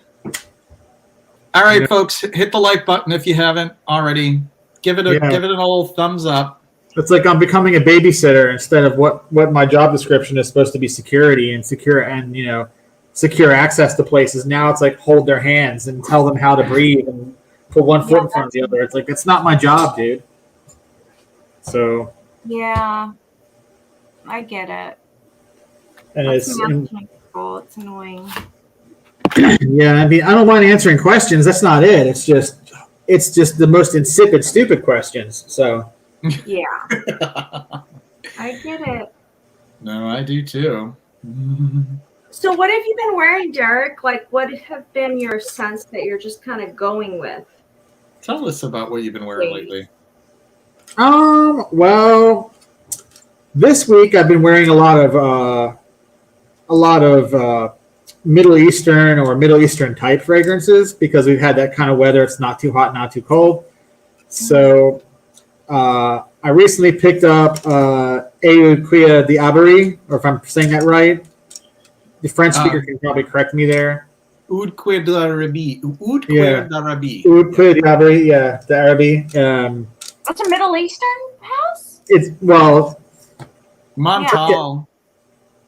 So Montal has a weird story. Montal is okay. Yeah. Montal is a French perfumer or a perfume creative director. People question whether he's actually a perfumer or not. I'm not going there. All I know is that he basically left France to go down to Dubai. And the original point of his brand was to create French type fragrances with Middle Eastern styles and sell them to the rich people in Dubai so they could have a taste of the French style with something familiar, which is oud and amber and sandalwood and rose. So he was basically taking the native styles and reinterpreting them as synthetic French perfumes. Okay. Well, that stuff eventually escaped Dubai. People in Europe began buying it and liking it, and people in America began buying it and liking it.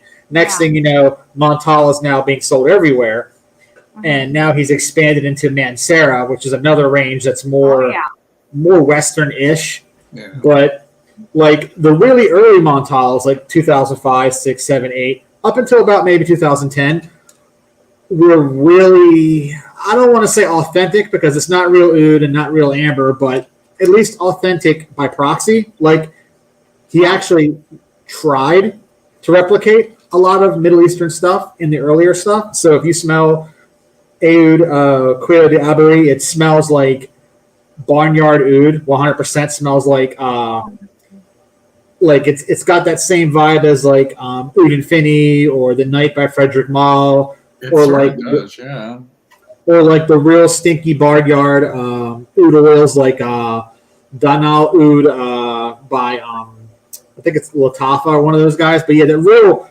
raunchy stuff. Like, and then Black Oud, which is the more popular of the two.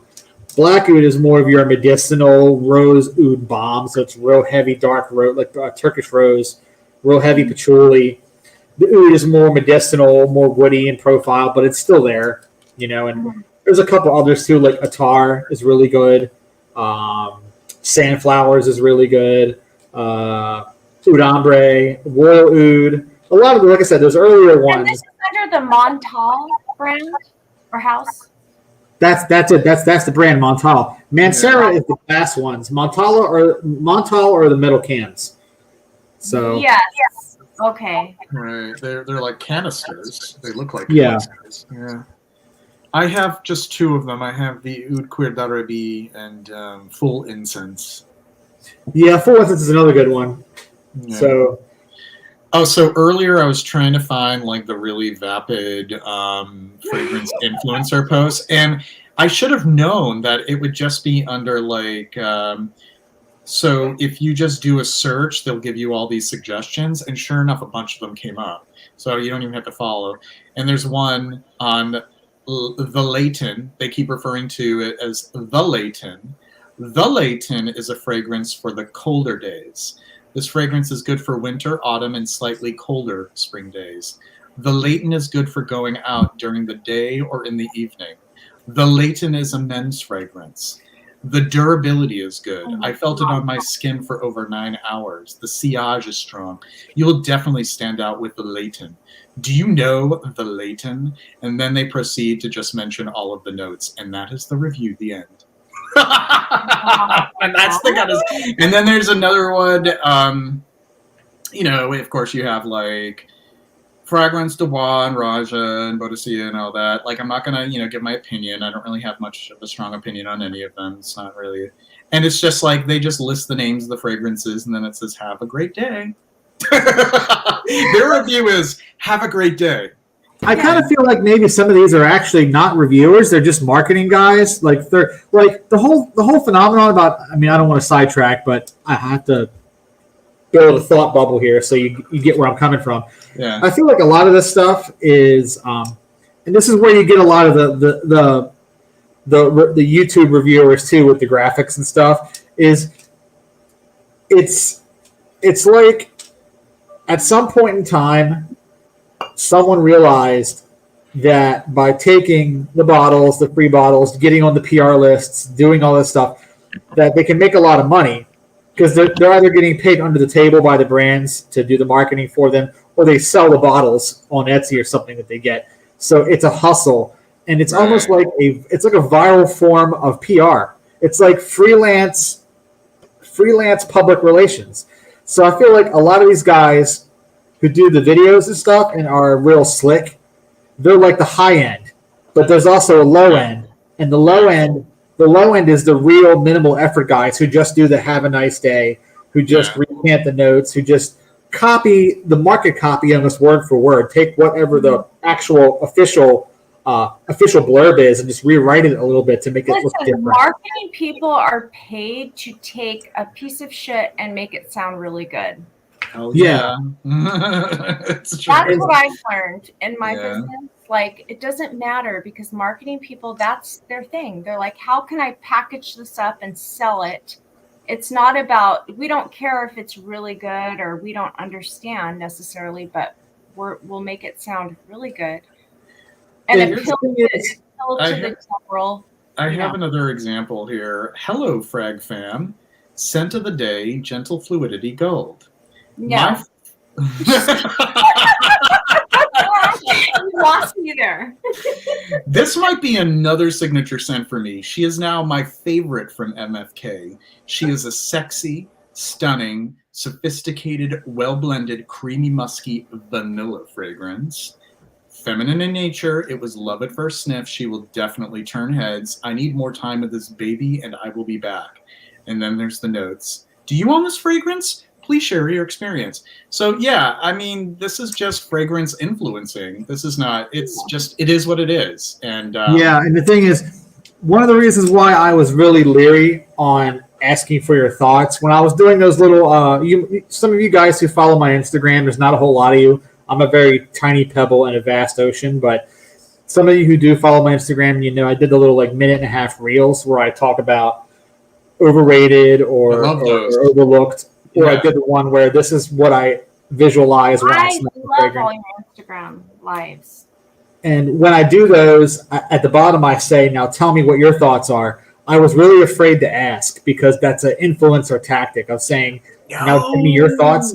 It creates engagement. And by creating engagement, you play the algorithm. You tweak the algorithm by asking for engagement. So But that's good engagement because you actually are encouraging like thoughtful conversation. You know, unless you're willfully trying to avoid allowing the algorithm to do its work. I mean, I don't think that there's anything wrong with that at all. Like that encourages discussion. You know, it's you just don't have wanting to avoid coming off like that post you just read. I want to avoid coming off like that. So, well, you don't. Yeah. You would. I'm not for once did I ever think you were coming off like that at all. Never. Because like, do you own this fragrance?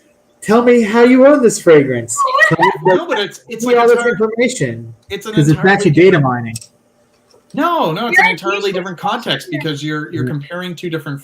Yeah, I don't think that you should concern yourself at all about that. I mean, I don't know if I really ask any questions though. You're right. I guess it is like a common tactic now that I look at it. You like ask for feedback, which is good. I mean, you know, you want to know like what brands would you like me to talk about? In fact, Well, yeah, I have a brand in mind because it's been very controversial for me. Ducita. Ducita. I actually did a review this week of the one Ducita that stole my heart, which Ooh, is Erewhon. really? Okay. Yeah. Then I need to check that one out because Yeah, it was one of my reviews from this week. This week was just sort of like a wild card week. I didn't have any theme. But I did that review on Monday. The reviews I did this week, Monday was Ducita Erewhon. Actually, I did, it was Tuesday, I apologize. I did two on Tuesday. I did Ducita Erewhon. I also did Lorenzo Villaresi, Alamut, the EDT. I did Regime de Fleur, Rock River Melody yesterday. And then today I did Chanel number 18. okay. And tomorrow's a surprise. One of the reasons I picked up Oud Cleo d'Albary is because I couldn't get Oud Infinity anymore because Ducita discontinued it. So That's true, yeah. it's unfortunate. That was a really good fragrance. But Yeah, Ducita's been the kind of brand that I've been very like cautious with for some reason. So I would like to find stuff that I enjoy from her for sure. No, I think she's a really good perfumer. Like I said, like at this point, like I'd be surprised if I would I would actually go full bottle on a second fragrance from a house. It's just at full saturation point. But that one, I was so smitten with it. I had to get a bottle of it. I love that one.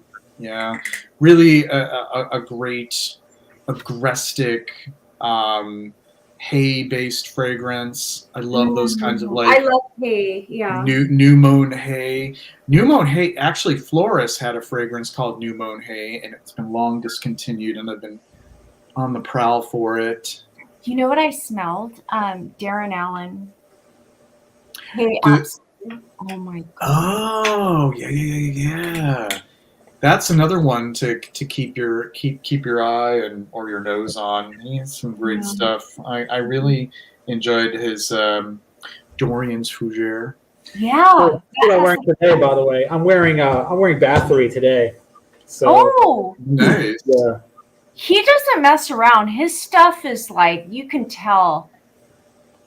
He has like he wants to do great things, and I mean, there's like just a level of excellence with his. So I do own a full bottle of this. I Oh, do own a full bottle of this, but the thing about it is, whenever I get samples first from a brand, like he's a brand that actually reached out and wanted to give me samples to test for review, and then I ended up falling in love with several of them, and I bought a couple of them, and then I just used the sample up before I touched the actual purchase. So that's why I'm carrying this around. This actually makes a good travel bottle because, if I can avoid carrying a bottle, I will. So I mean, I'll carry it if I have to work. yeah. But if I can avoid it, I'll just I bring don't a want to sample or carry a whatever. bottle. So. That's too stressful. So you like Bathory? Oh yeah, I like a lot of his stuff, but the ones I own, I've got Sheep Number One, Bathory. Oh, God, I've got Vintage Novel and Scented and Devil Share. So I have a 10 mil of his Sheep Number One and the Aqua de Colonia.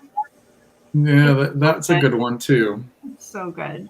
I have another vapid fragrance review. Three amazing fresh fragrances from a brand I am enjoying more and more. Loving Louis Vuitton fragrances recently. Yes, they are expensive. of course they are. No shit, Sherlock. And My their God, bottles they're are so gaudy as hell. yeah, but at least you get quality, amazing blends and performance, because you know that performance is what it's all about. You don't want to spend, any money on something that's going to last you less than 14 hours on your skin. You want that to stay. People not shower? I mean, what is this? Do people not shower? My favorite is Imagination, without a doubt. It's one of the best fragrances I have ever tried. Think about that. Ever. That's sad. Ever tried. And then it's the data mining, Derek. Do you like Louis Vuitton fragrances? That's the end of There it. is a user on Base Notes, and I'm going to call them out because I don't care. You know me, I spill tea. There's a user on Base Notes named Billionaires, and all of their posts are data mining. It's always Wow. It's always a poll: this fragrance versus that fragrance, or it's do you think this fragrance is good for women? Yes, no. Do you think this fragrance is good for men? And like the thing is, this person is a data miner, but they're also an asshole. So whenever anyone comes at him and says, "Hey, dude, you're data mining," he trolls them and like gets into fights with them constantly. And he's like ad hominem and the whole 9 yards. Like he just goes after them like 30 dozens. I don't know why he's still on the site, why he hasn't been banned yet, but I feel like the mod teams are a little too soft sometimes. They're a little too soft because I'm like, dude is clearly not here to be a part of the community. He's clearly not here to discuss fragrances earnestly. He's just here to get marketing data because he works for some PR firm somewhere, and he figures dropping in on different forums. Probably does the same thing on Fragrantica too. Drops in different forums and drops these really banal questions, gets all the yes nos, collects all the yes nos, and then submits it to the machine, and the machine can, Boy, yeah, that's an agenda. That's an agenda going on. And how dare he go to Base Notes? Because like Base Notes is like the last place that somebody should be doing that. You will get your balls handed to you there. And he does every single time. He does every single time too, but he keeps doing it. So my God, I totally ruined my monetization with this stream. Like, I don't know even how that works. I don't know how much or how little you're supposed to cuss, but like sometimes you just need a little bit of it. Shouldn't have invited me. I'm sorry. Should have invited me. My fault. No, I already started it before you even arrived, Eric. I think I only have myself to blame. Oh, here's another vapid fragrance review. Can't stop wearing this recent purchase of mine. Such an amazing minty fragrance. Usually I'm not the biggest fan of minted fragrances, but in Torino 21, it is gorgeous. The end. I mean, I don't know if it's going to affect monetization anyway. If you're not labeling the video as for kids, then you should be fine anyway. I mean, no, I'm not. No, this is definitely, I don't label anything for kids. It's not labeled for kids. And I know that as long as you don't swear within the first 5 minutes, and this is almost 4 hours long. Yeah, I didn't start until at least like 2.5 hours. And this is not a static video anyway. This is a live stream, so maybe a little different. A static video is going to be watched more often. Actually, now that I think of it, I don't think I get monetized on the live streams anyways because of like my music that I choose. I just realized that. It's worth it, JJ. It's worth it. You're going to get copy striked anyway from that if you do that. So no. I do choose. So you can use certain music, and they'll allow you to use it, but you can't get monetized on it because they can't get royalties on it. So you can use it. You just can't get monetized on those videos, and that's why people who are so hungry to be monetized end up using like really, canned in like elevator music, crappy like public domain, whatever you call it. Like a lot of our YouTube fragrance reviewers that we're throwing under the bus today. Like Basically they use that. But I refuse to do that from the very beginning. I'm like, no, hell would need to freeze over before I use that janky music. No way. I'm choosing my own music because I'm a music nerd. Like I'm like a music nut. I wanted to choose the stuff that I like. So I basically just try to make sure that I choose things that are not going to like give like a red flag on YouTube. Like nothing too mainstream, things that are like out of print, But sometimes it ends up being something where there is like sort of like what do you call it? I have to look at the app, but it's like a licensing thing where it's like, that's okay, you can use it, but we're just going to restrict it so that certain parts of the world can't watch the video or we're not going to monetize you. Copyright restrictions, pretty much. Like, but I don't care enough to like, like it's nice for me to grow as a channel and the monetization can be nice, but I'm not going to like be a slave to it. I'm not going to, tailor everything to get those meager pennies, like I'd rather be creative and have my own, Yeah, I'm not even doing it for money. Then again, I don't expect to get any money with only like 60 some subscribers anyway. I'm not going to make any money. I don't even think I have any payment information. I don't even think I have payment information actually on my account anyway. So they couldn't pay me if they wanted to. So you never know where it'll go, because like I didn't really know how my channel would grow, but it all depends. I mean, you should do live streams and ask for money. No, I don't see Derek doing that. I don't think that's. Come on, Derek. The thing is, and I'm not trying to say woe is me, but the thing is, one of the other reasons why I get very leery about launching new platforms is every time I give in and launch a platform, it's like I give people what they're asking for, and then they actually end up never subscribing, never following, never actually, like when I was on Base Notes, everyone screamed, give us an Instagram. Send me an Instagram, and I stalled out at like 940 followers. Now it's just, for the past like 6 months, it's been 41, 43, 39, 38, 41, 42, 39, 30. It's just. You gotta go on TikTok now, don't you know? Like, you gotta do it on TikTok.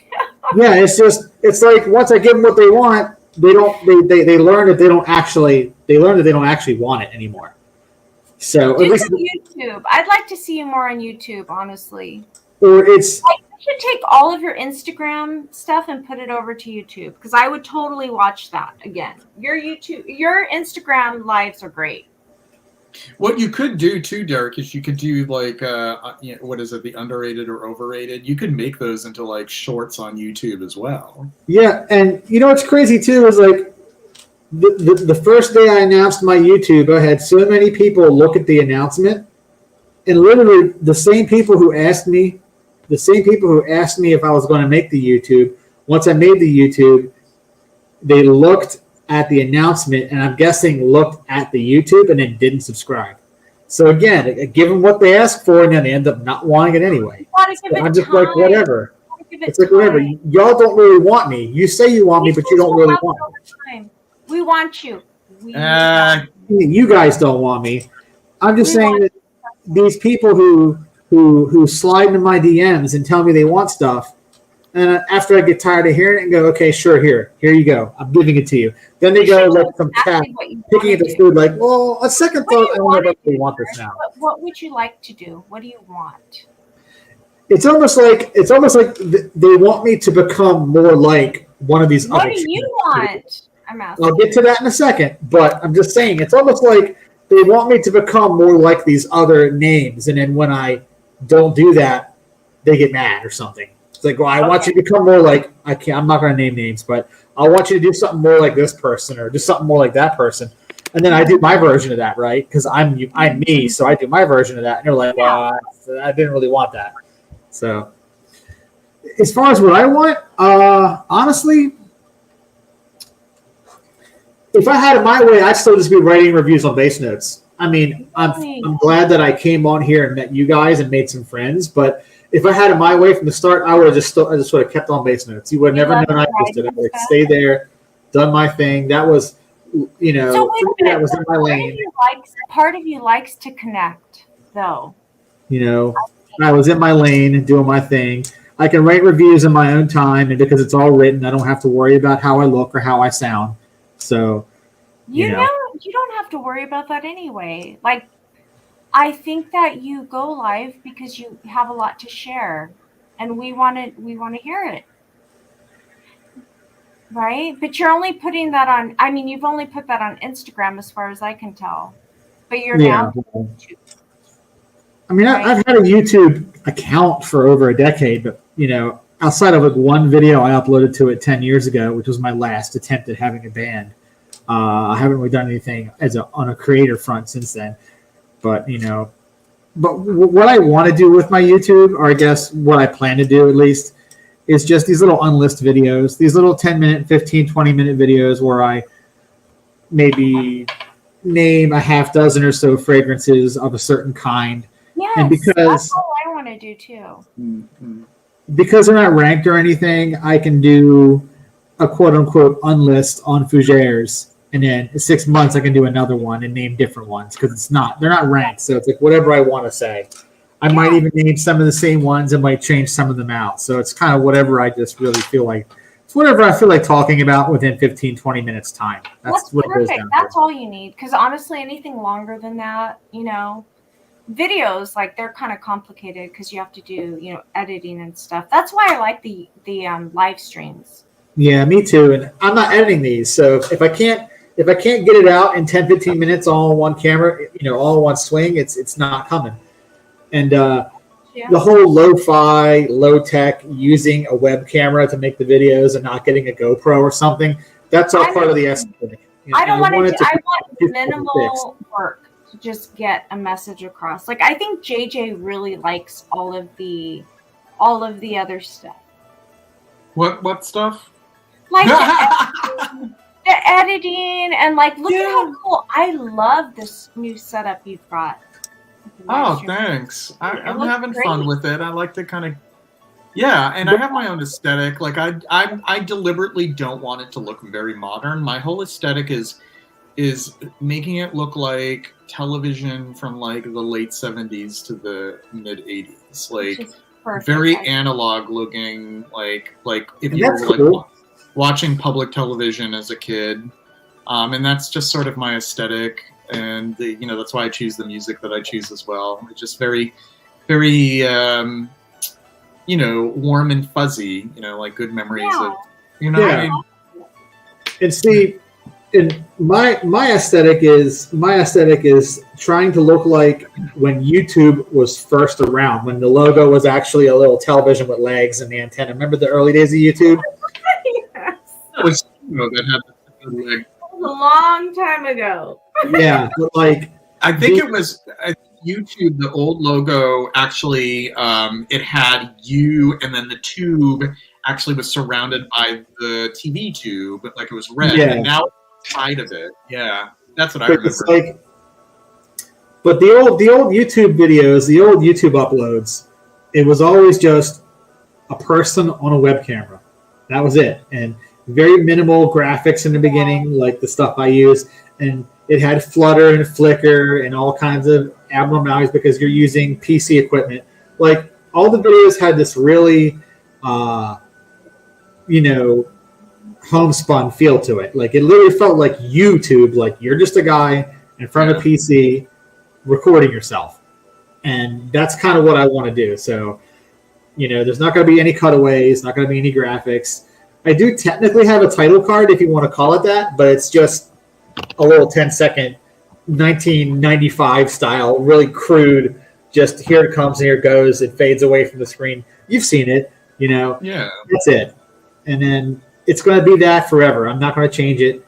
You know, if for some reason I get a bazillion followers, and I won't, I guarantee you I won't, it's not going to change. You're getting close to 100. Yeah. You're getting there. It happens. On YouTube, 100?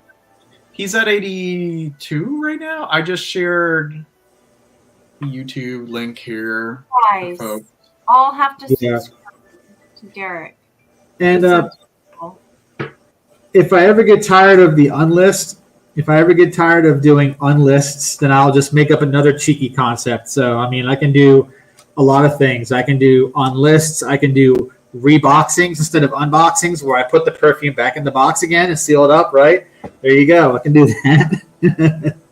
Today's reboxing. I'm sending it off to somebody. It's gone. It's out of here. Look, here it goes back in the box, closing it up. That is a good concept. Like, here I am, getting rid of things that I shouldn't be holding on Like, to Derek, anymore. let me ask you a question. Have you worked in the perfume industry or like with distribution, or because you seem like very knowledgeable with that? Like, He's very well read. I can tell he's done his research. I'm just a guy with ADHD that hyper focuses on things that I have interest in, so I go down rabbit holes. That's really it. I just go down rabbit holes. that may sound familiar. That's fantastic. I have a music rabbit hole. I have a cinema rabbit hole. I have a fragrance rabbit hole. I have retro video games, but with the caveat that they weren't retro. They weren't retro when I started playing them, but now they're considered retro. So they're retro games only by the virtue that young people call them retro. But for me, the Atari, the Nintendo, the Sega, they weren't retro. But just for sake of clarity, since some of the viewers may be younger, I have a retro gaming rabbit hole. But for me, it's just gaming because I was there when it was new. It makes me feel like a fossil, like, you know. No, but I love your perspective. You have a totally different perspective than anyone. Derek, you're now at 86 subscribers. There you go, Derek. You guys subscribe. Well, doesn't getting 86 mean getting like shot down over the water or something? Well, that must mean somebody else in the chat. Please subscribe to Derek so he's out of that number, so we can get him to. Quickly. I would love to try to get you to 100, but I don't know if I have enough people who are on to get you to 100. I mean, we got 28 people on right now. I think we could get you a few more here. You're going to make what you're going to end up with is 100 disappointed people. That's what you're going to end up with. Oh, 100 disappointed people. Not for 1 minute. Are you kidding me? They're going to be like this guy in his 2011 Surface Pro trying to shoot videos in 2023. What's he thinking? I do. I've got a first gen Surface Pro sitting right here. That's what I'm on right now. I'm on this 13, 12-year-old Surface Pro. It's the very first one, actually. Love it. And I have a story about it as well, but it's probably not very interesting. JJ. Yes. This Sandra's or Nuit de Bacalit? Oh, Nuit de Bacalit by a country mile. Yeah. Oh my God! I thought you said Irisandra, which is another one from Naomi Goodsir. No. Oh, Desandra or Nuit de Bacalit? Oh, don't put me in that position. Right? I mean, they're yeah, kind of right there as far as like amazingness. It's funny that did you know that there was a Naomi Goodsir fragrance called Ellena? Like, no, that's what I thought you were saying, comparing two different Naomi Goodsir fragrances, and I was like, yeah, definitely Nuit de Bacalit. No, but that Nuit de Bacalit is such like a deep green medicinal, and I feel like Desandras is kind of in the same vein. So it's like, which one? I want them both. I think now I'm putting on my headphones so I can hear you guys a little better. I think what we're going to do now is we're going to take it backstage for a little while. So, Derek, that you remember backstage, right? We're still on, but we're not live because this has been a good 4 hours. Wow. I've been doing this since 5:30. Wow. There we go. Or de Soleil, that's another good one, Dusan. Good call. Yeah. All right, so let's just, no. All right. Sicily Eau de Soir, check it out. Ooh, yeah. I want to get Eau de Soir is Campagna or Eau de Champagne is what I want to pick up, but From Sicily? Eau de Campagna is gorgeous. Yeah. Jean-Claude, Ellena. Eau de Soir is his first fragrance, actually. Yeah, it was one of his first, and then his other one was named first. Van Cleef and yeah. Yeah. If I know the chronology correctly, it's Eau de Campagna, then Essence Rare, then First. Oh, that's right. No He order. did the 70s version of Ubigan Essence Rare, right? Oh wow. He did. I first He's done them all actually. Wow. He's actually done them all. He did the Yes, we could talk about this. he is the Worth it. All right, let's take this backstage. Folks, thank you so much for tuning in. It's been much appreciated on this impromptu Effluvium special edition. Check us out next Tuesday. We'll have a few indie perfumers for the scent of it, Anjali Perfumes. That will be at 7 p.m. Eastern Standard Time next Tuesday. And until then, be well. Bye-bye now. Bye, guys. Love you. Wave bye-bye. Bye-bye.